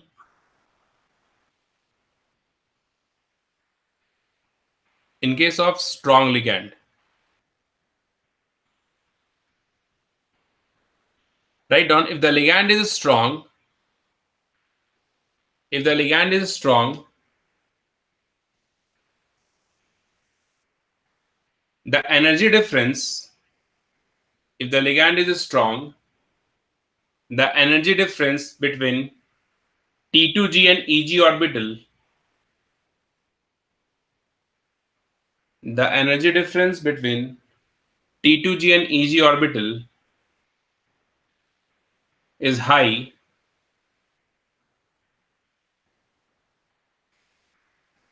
and it does not allow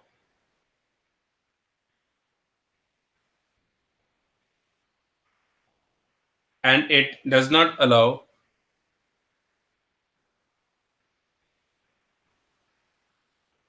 right, right, Hamsini, and it does not allow the electrons to follow Hund's rule, and it does not allow electron to follow Hund's rule,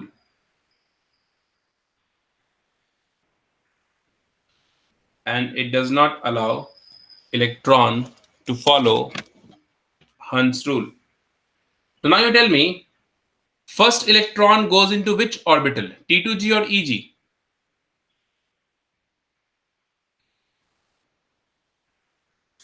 This Hamsini, this emoji is not the bye wala emoji, it's slapping. You know that?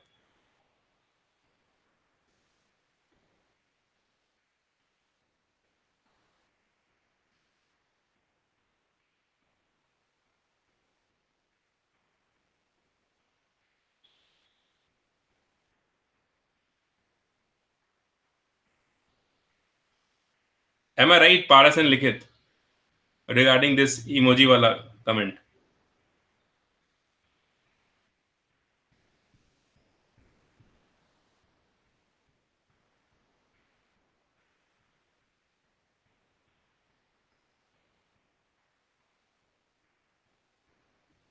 Yeah, that's valid logic, Aditya.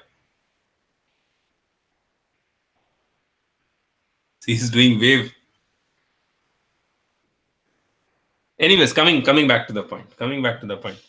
Okay, so in which orbital the electron goes first? Tell me, Shreya, Samyukta.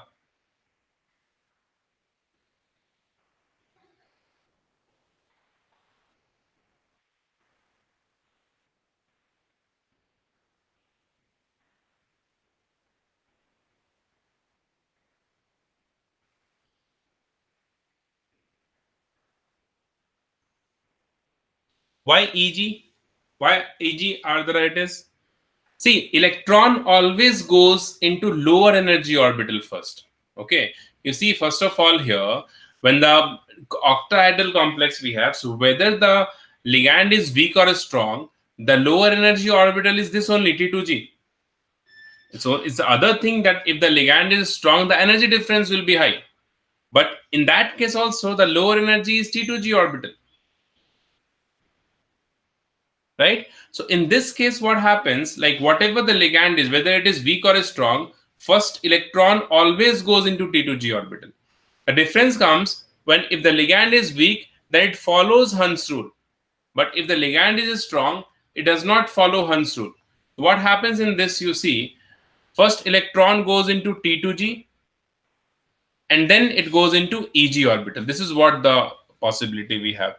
So first electron 1, 2, 3 goes into EG, fourth, fifth, sixth again goes into EG because it does not follow Hund's rule. Then seventh, eighth, ninth, and 10th. This is the distribution of electrons. Is it clear?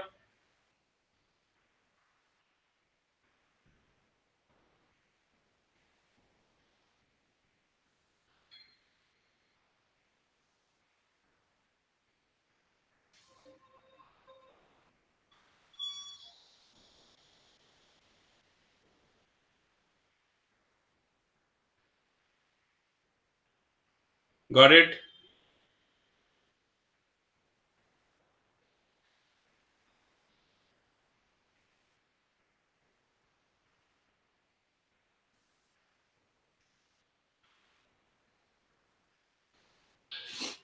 Okay.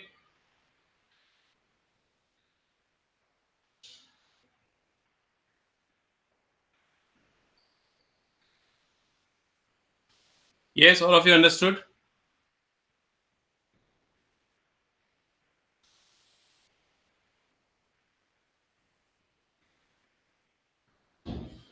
Just a second.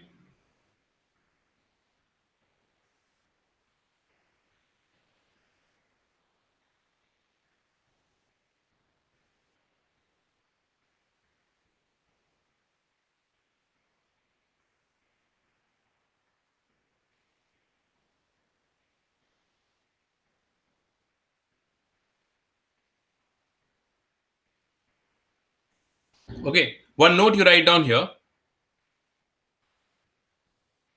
In case of weak ligand, write down in case of weak ligand,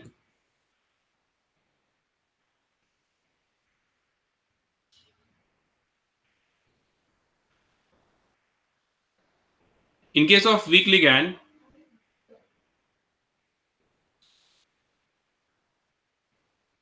just a second, somebody's there.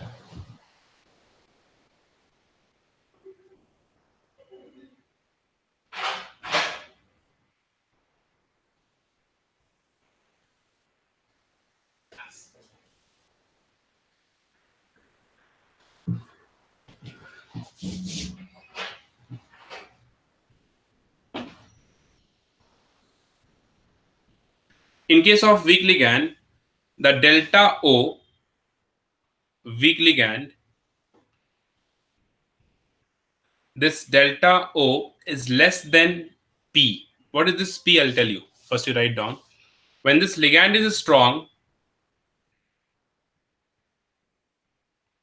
this delta O is greater than P. This P you write down. It is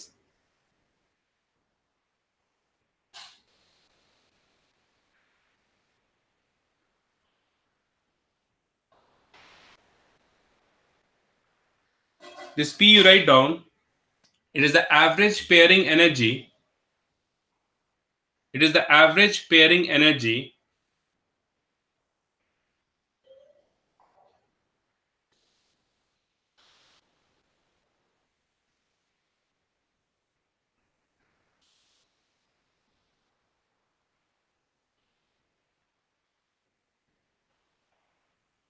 it is the average pairing energy, which is the energy required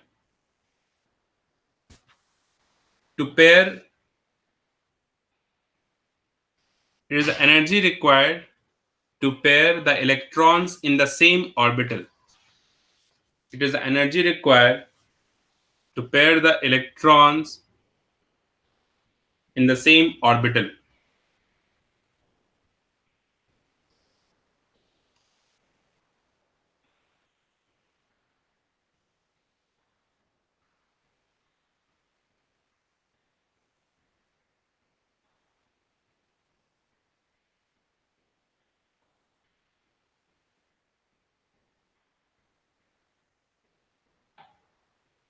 Okay, average energy required.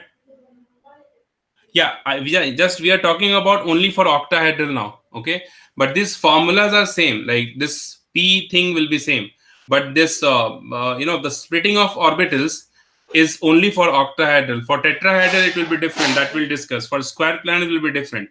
But this formula or this P definition that I'm giving you, it is same for all kind of complex, whether it is octahedral, tetrahedral, or square planar.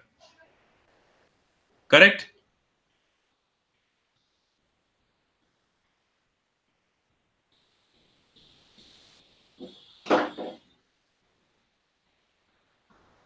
Okay.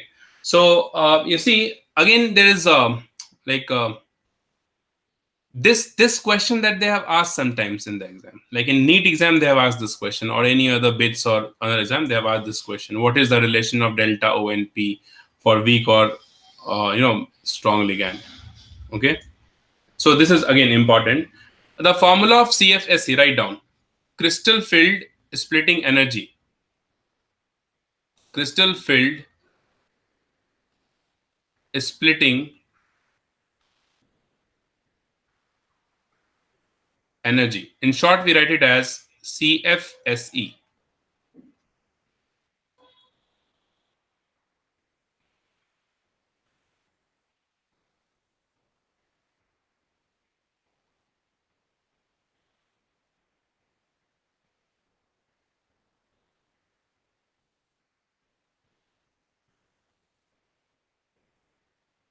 Okay. The formula of CFSE you write down: crystal field splitting energy is equals to minus 0.4x plus 0.6y into delta O.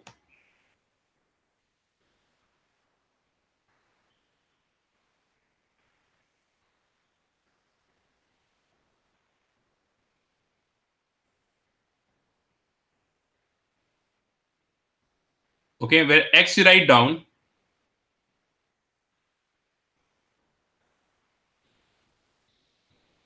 where x is the number of electrons present in T2G orbital.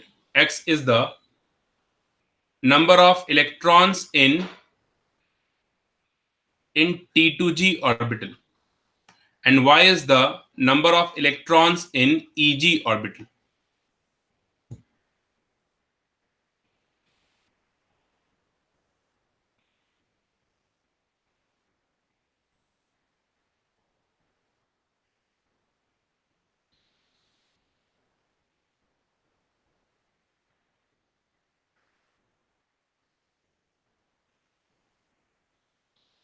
Okay, y is the number of electrons in EG orbital.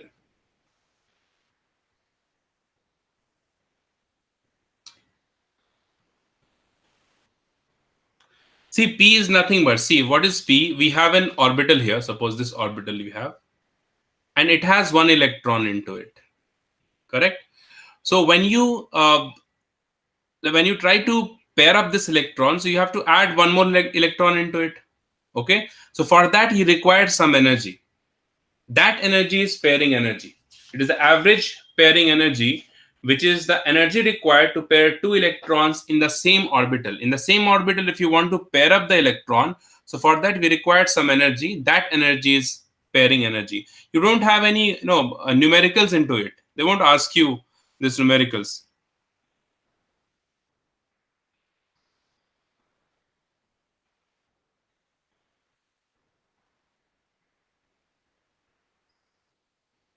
Got it?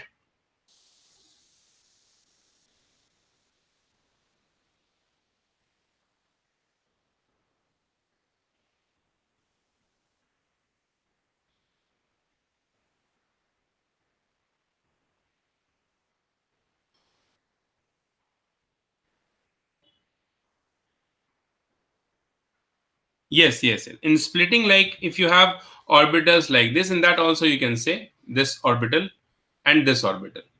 Here the pairing energy is this. Here the pairing energy is this. That is what we're talking about.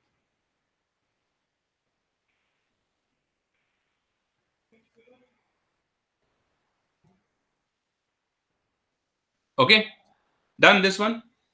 You see this one table I'll draw here.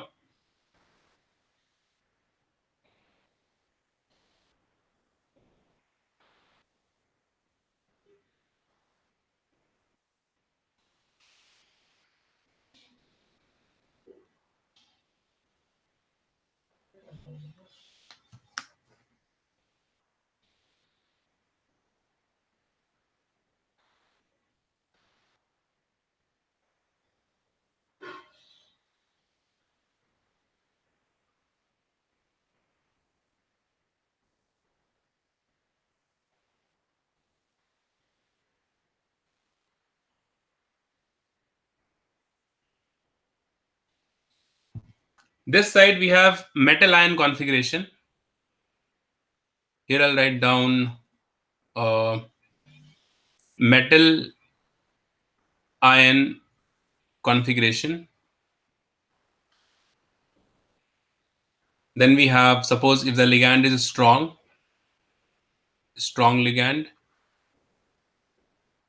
then CFSE, CFSE in terms of delta O.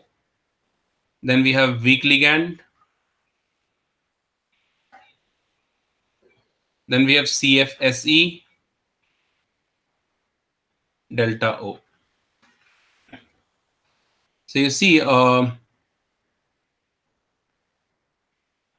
configuration of metal can be D1, it can be D2, it can be D3, D4, D5, D6, D7, D8, D9, and D10. This is the configuration.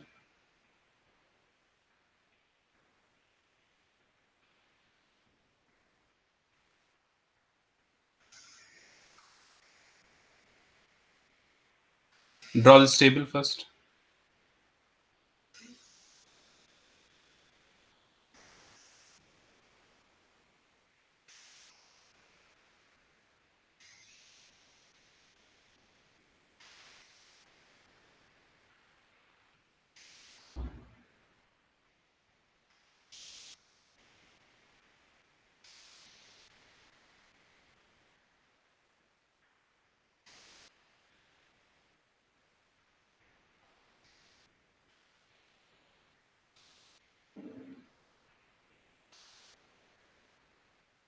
Now you see, what you need to do here, if the ligand is strong, we have two set of orbital, T2G and EG. So for D1, the configuration is what? T2G has 1 electron and EG will have 0 electron. For D2 configuration, T2G will have 2 electrons and EG will have 0 electrons. For D3, T2G will have 3 electrons and EG will have again 0 electron. But when the configuration is D4, T2G will have what? 3. If the ligand is strong, then what happens? The pairing will not follow according to Hund's rule, right? So 1, 2, 3 will have still 4. EG will be 0. T2G 5. EG will be 0. T2G 6. EG will be 0.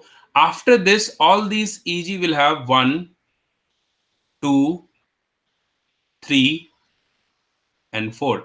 And the number of electron present in T2G orbital will be 6. T2G will be 6. T2G will be 6. T2G will be 6.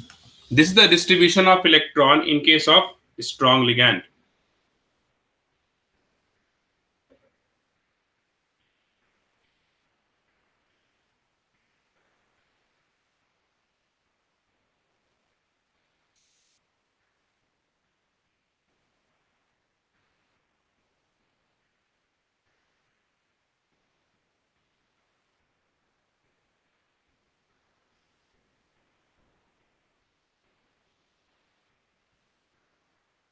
Got it?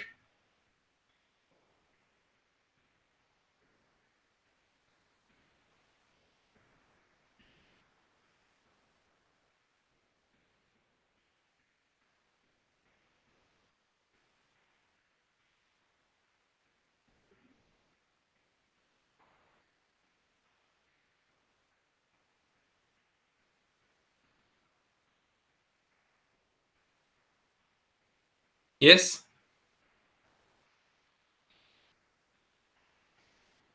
Did you understand this distribution of electron? Now, you know the number of electrons present in T2G and EG, orbital according to the configuration of the metal. So we can find out CFSE, the formula we have already. Use that formula, find out this CFSE. Similarly, this we can do for weak ligand, right? But this I'll let it be for you to do at home, right? That this is the homework for you. I'll just write down the configuration here, right? So you see here T2G will be 1 again, EG will be 0, T2G 2, EG will be 0, again T2G 3, EG will be 0. But here what happens next? T2G 3, EG 1. Like this, you fill this.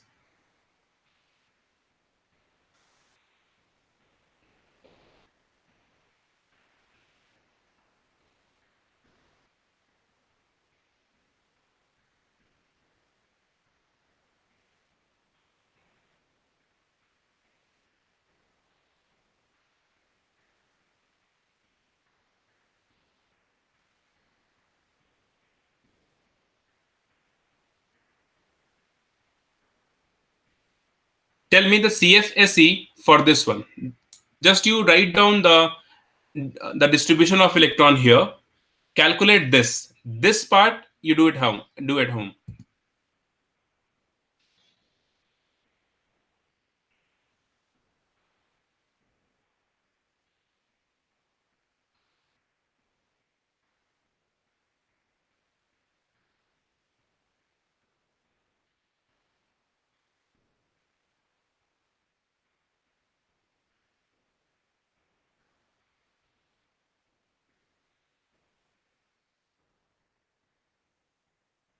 Understood?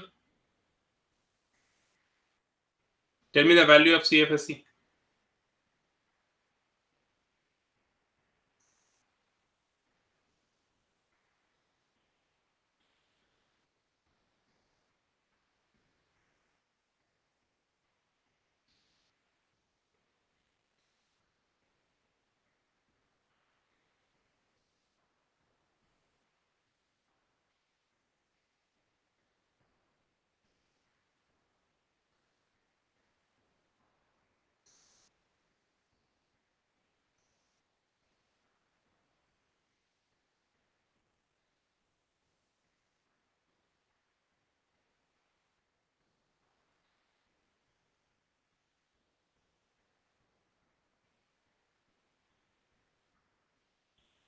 For weak ligands, you let it be. This you do it at home.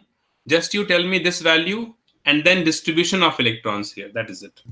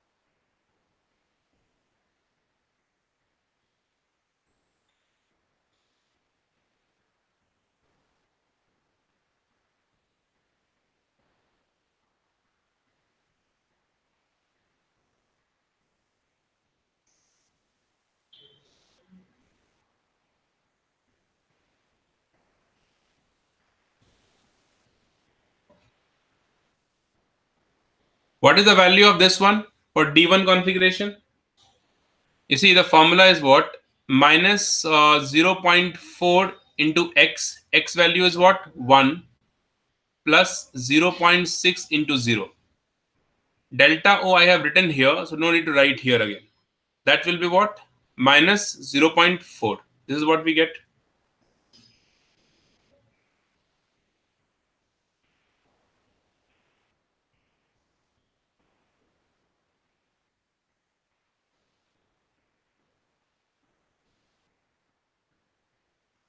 Right? So first we'll get minus 0.4 and then we'll get minus 0.8.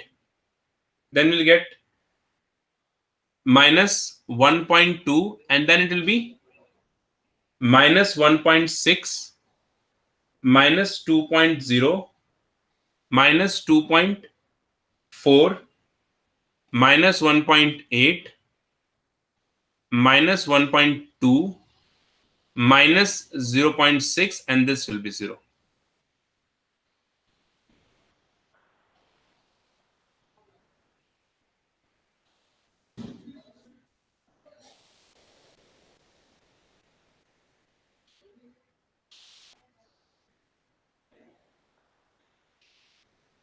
Okay?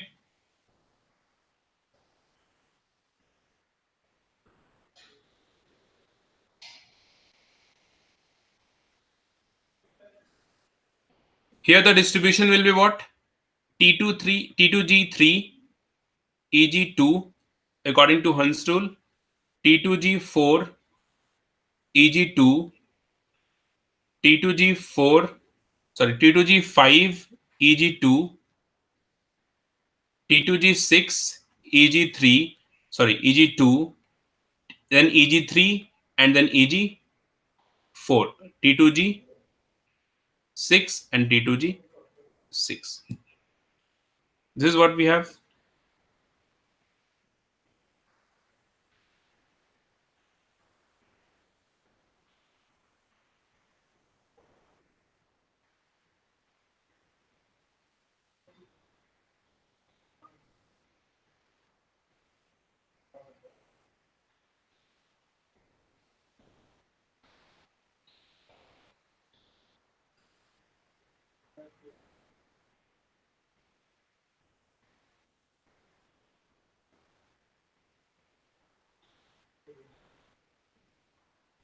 Correct?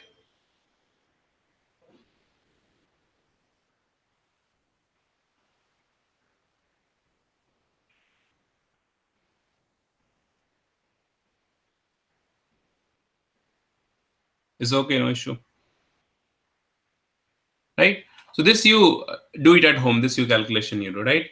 Next one we see, write down crystal field is splitting in tetrahedral complex.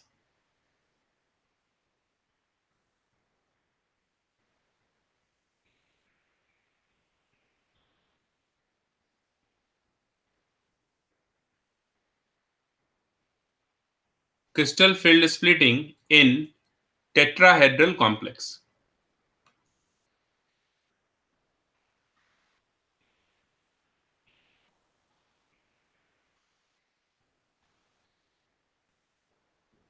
Tetrahedral complex.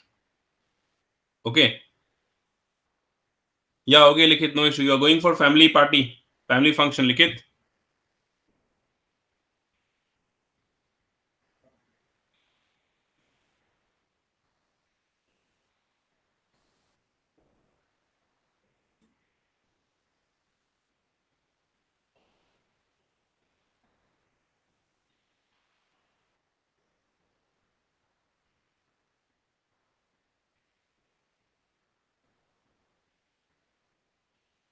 Say tetrahedral complex is this.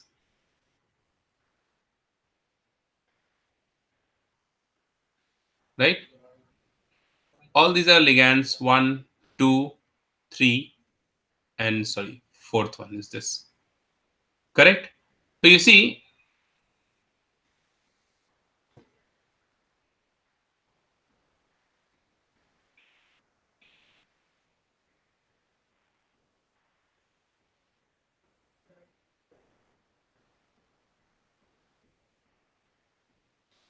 Okay, so this you see, since along this line the bond angle is 109 degree 28 minutes, so we cannot assume any axis along this line. Axis, can be like this. Suppose this is x, this one is y, and this one is suppose z. X, y, and z. Okay.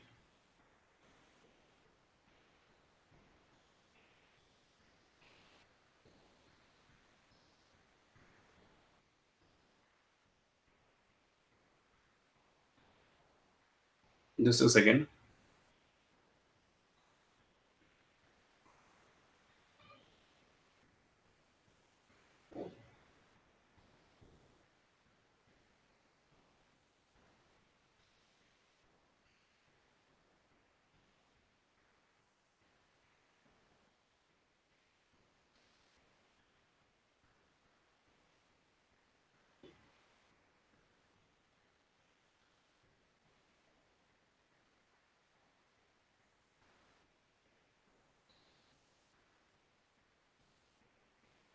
Okay. So point is what the ligand is approaching here, the metal, in between the axis. It is not along the axis. Like in octahedral complex, what we have discussed, that ligand is approaching the metal along the axis, right?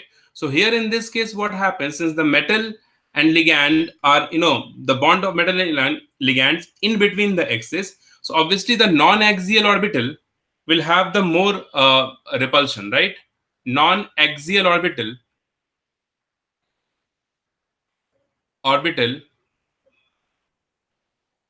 will have the more repulsion, correct? So in this case, what happens? T2G orbital will have the higher energy than EG orbital, just reverse of the first case.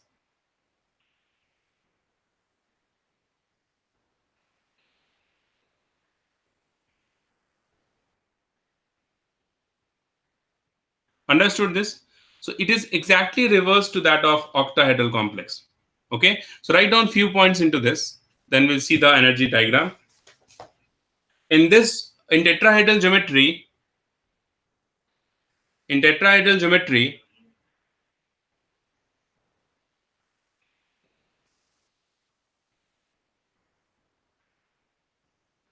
the ligands are approaching the metal. The ligands are approaching the metal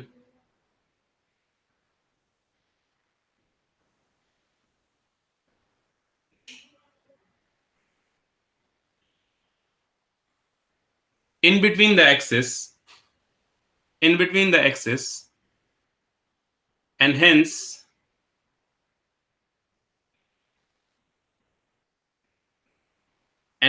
the non-axial orbital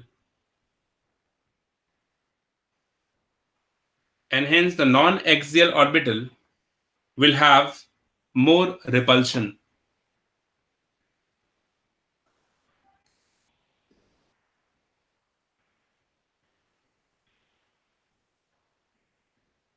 And hence the non-axial orbital will have the more repulsion, right? And it goes to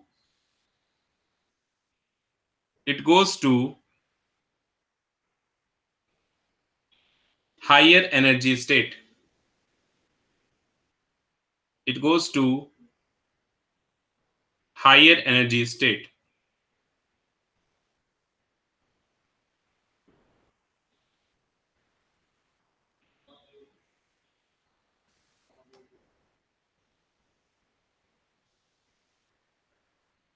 Okay, can you draw the energy diagram of this? Just you show, can you draw the T2G and EG, how it goes?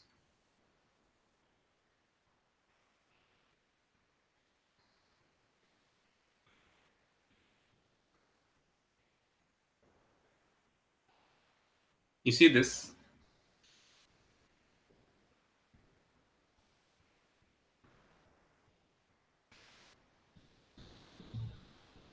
The axis is same.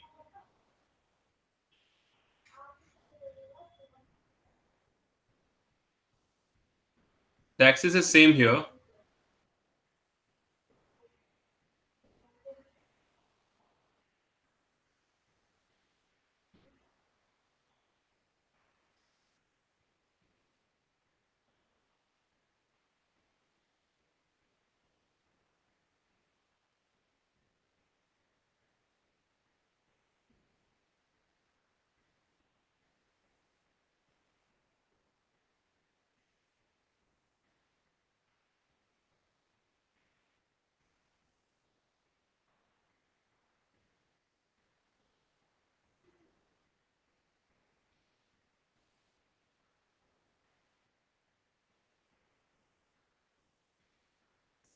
Y-axis is the energy, and x-axis is the distance decreases between the metal and ligand, right? So we have 5 orbitals like this, 1, 2, 3, 4, and 5. When the ligand approaches the metal, the average energy increases like this, and then it splits into two parts, where the T2G orbital goes to the higher energy state and EG orbital comes to the lower energy state. This is the average energy, right? And this distance, we call it as 0.4 delta T. And this one is 0.6 minus 0.6 delta T. Delta T, this T stands for tetrahedron. Draw this.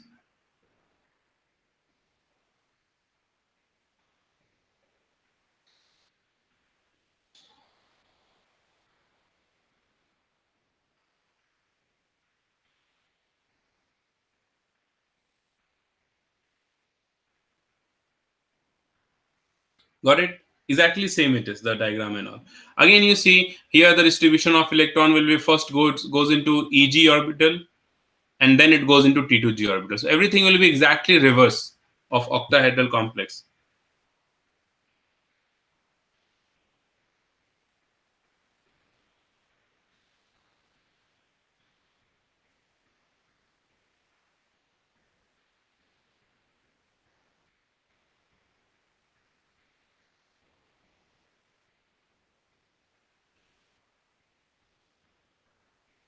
Understood?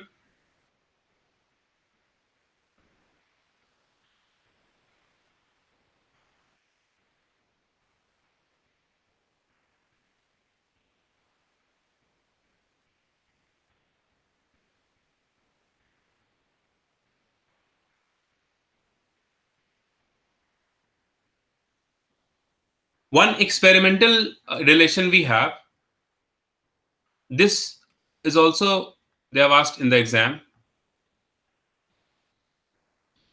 Delta T is equals to 4 by 9 of delta O, octahedral complex. Right. So generally splitting in octahedral complex is more than the splitting in tetrahedral complex. This you must remember.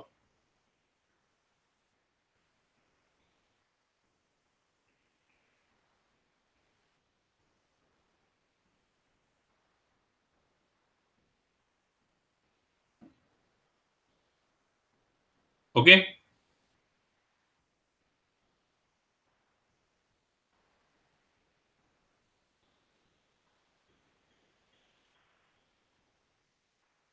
Right. So this relation you must remember, delta T and delta O relation.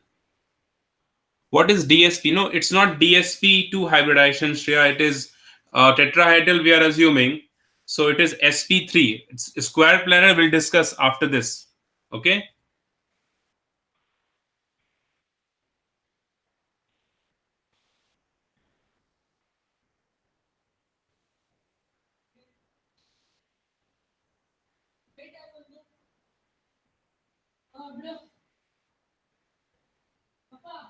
Understood? DSP2 is square planar, so we'll discuss that later. Okay, not now.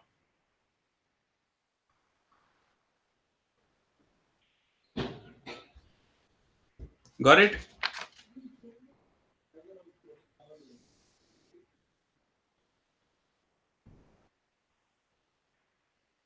One question we'll see. because the next we have to discuss square planet. It will take some time. Okay, so that will not discuss today. Okay, and in this again, the distribution of electron I am not telling you because I have done it for this octahedral complex. Similar way we can do it. They won't ask you to calculate this CFSC and all. Correct. So one question you write down.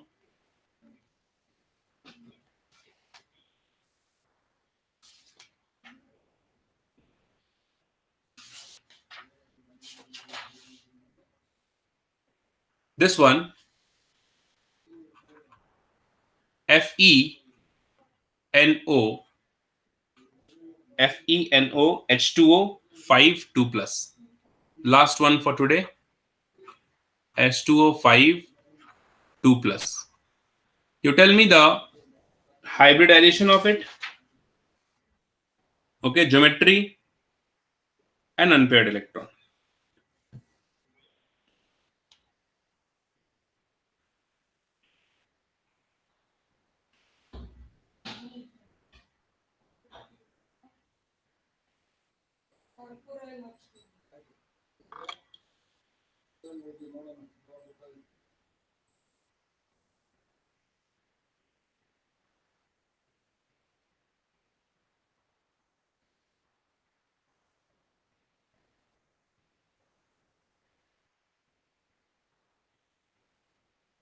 Do it.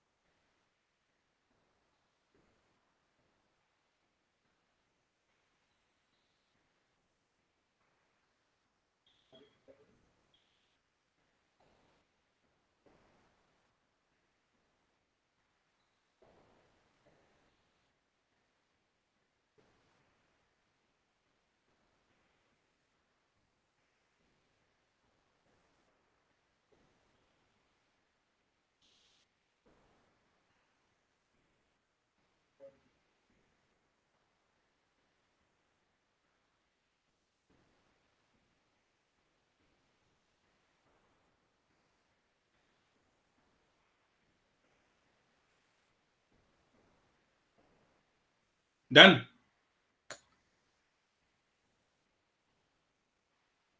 Yeah. Formula of CFF is the same for all the complex.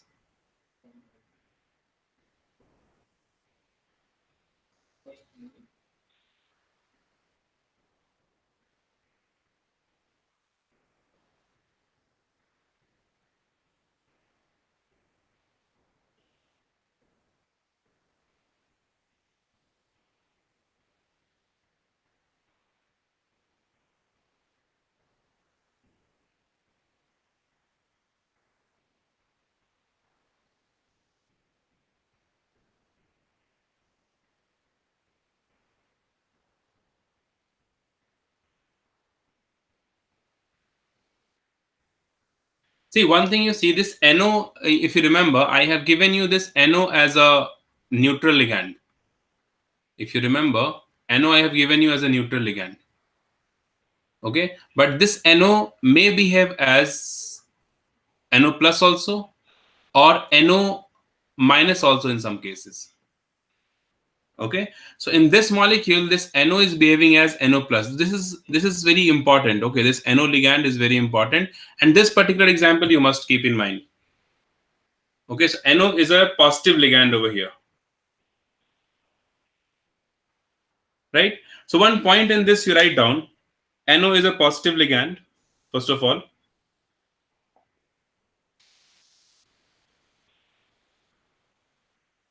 You can do this. Its hybridization will be sp3d2. I'll write down the answer here. Hybridization will be sp3d2. Okay.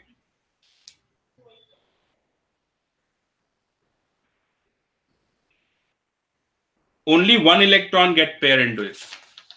Okay, you can try this at home. I don't want to do this again here.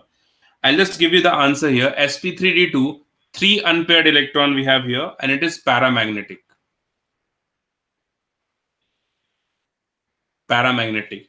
What is important here that you need to write down for this particular complex? You write down this note here. It is sp3d2. Only one electron get paired. All the electrons won't get paired here.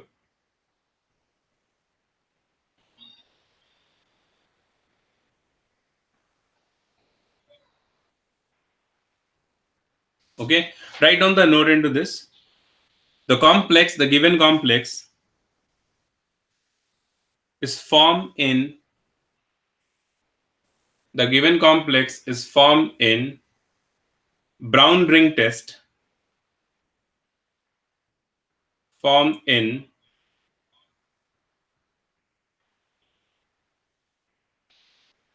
Brown ring test.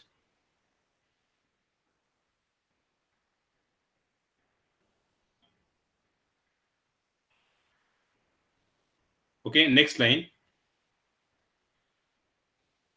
For the conformation of nitrate ion, for the conformation of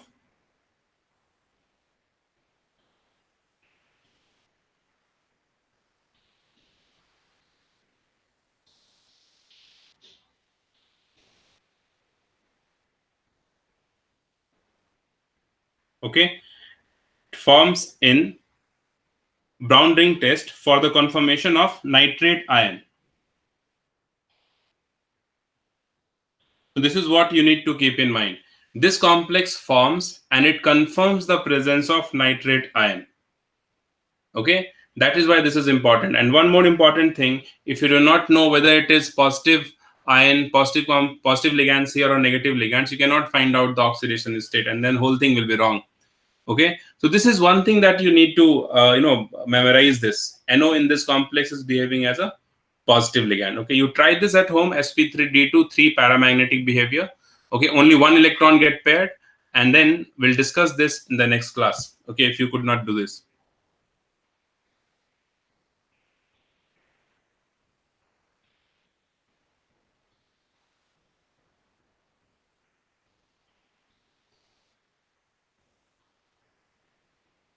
Got it?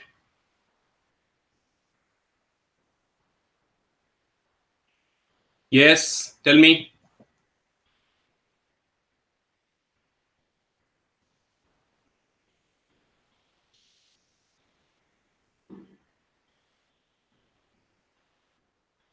Okay, so we'll wind up the class here. Okay, next we'll start the square planar, and then isomerism we'll discuss into this. So next class we'll finish this chapter. Okay, next class mostly will be physical offline class. Tetrahedral energy diagram, Shreya, you see, it's exactly opposite of octahedral complex. Why? Because the ligands are approaching the metal, um, in between the axis. They are not, along the axis. So obviously the orbital, which is non-axial orbital, will have more repulsion. You see here, ligands are in between x, y, y, z, and z axis. Okay, so obviously the axial orbital will have more repulsion because the ligands are more closer to those orbitals, right? More close to those orbitals. So that's why this thing we have, that all these T2G orbital, which is non-axial,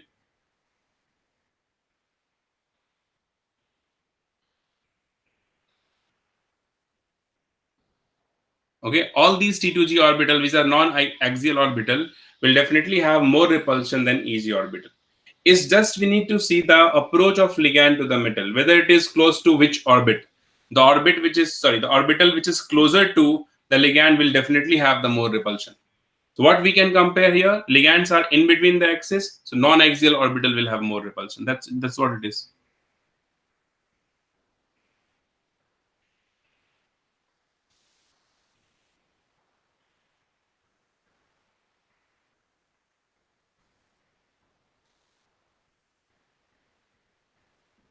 Got it, Shreya? Understood? Aditya, understood?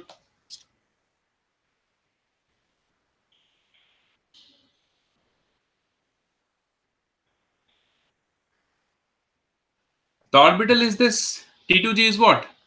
T2G is dxy, dyz, and dzx orbital. Eg is what? Eg is dx square, y square, and dz square orbital. This is what the splitting we have.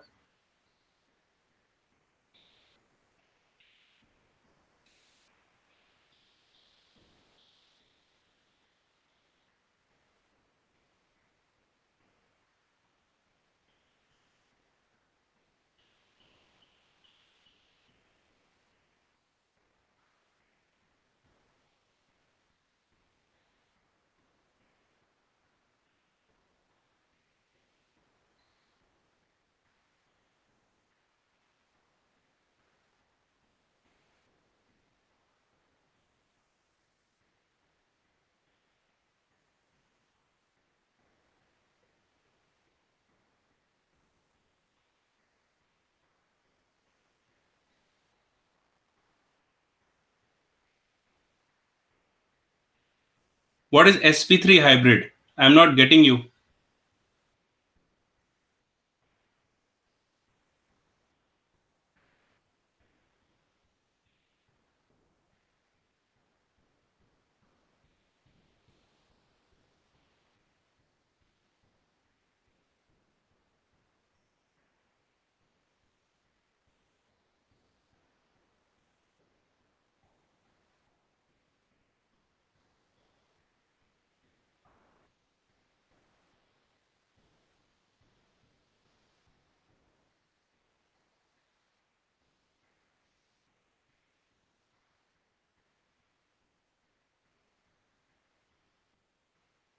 Yeah.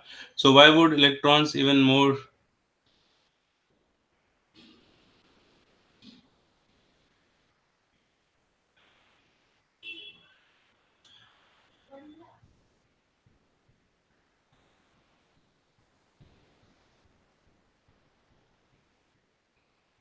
See, when the ligands are, see, the orbital will have some energy. The d orbital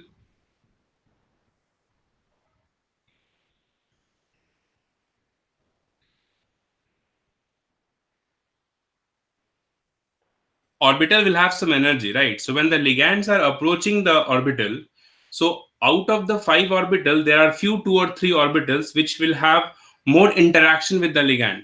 So obviously they will disturb that interaction will disturb the degeneracy of orbital. That's why the splitting takes place.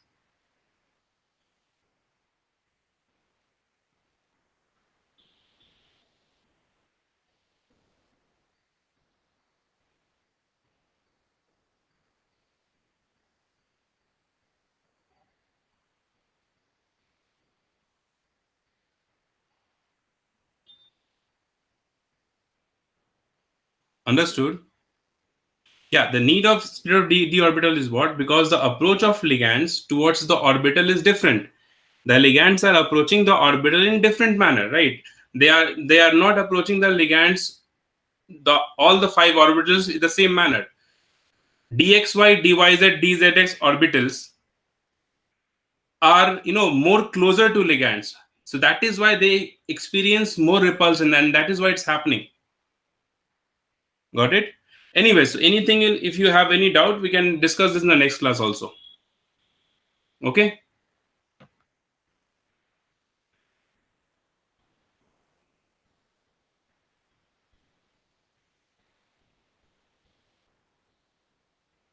Understood?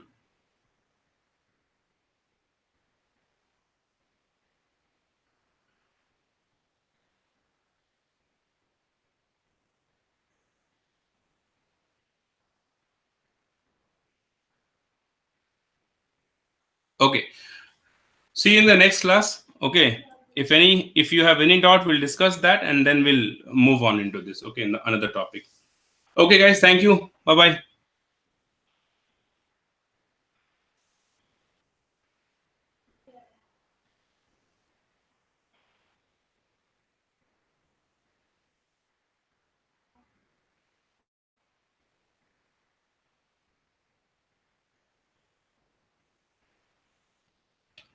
Okay, thank you.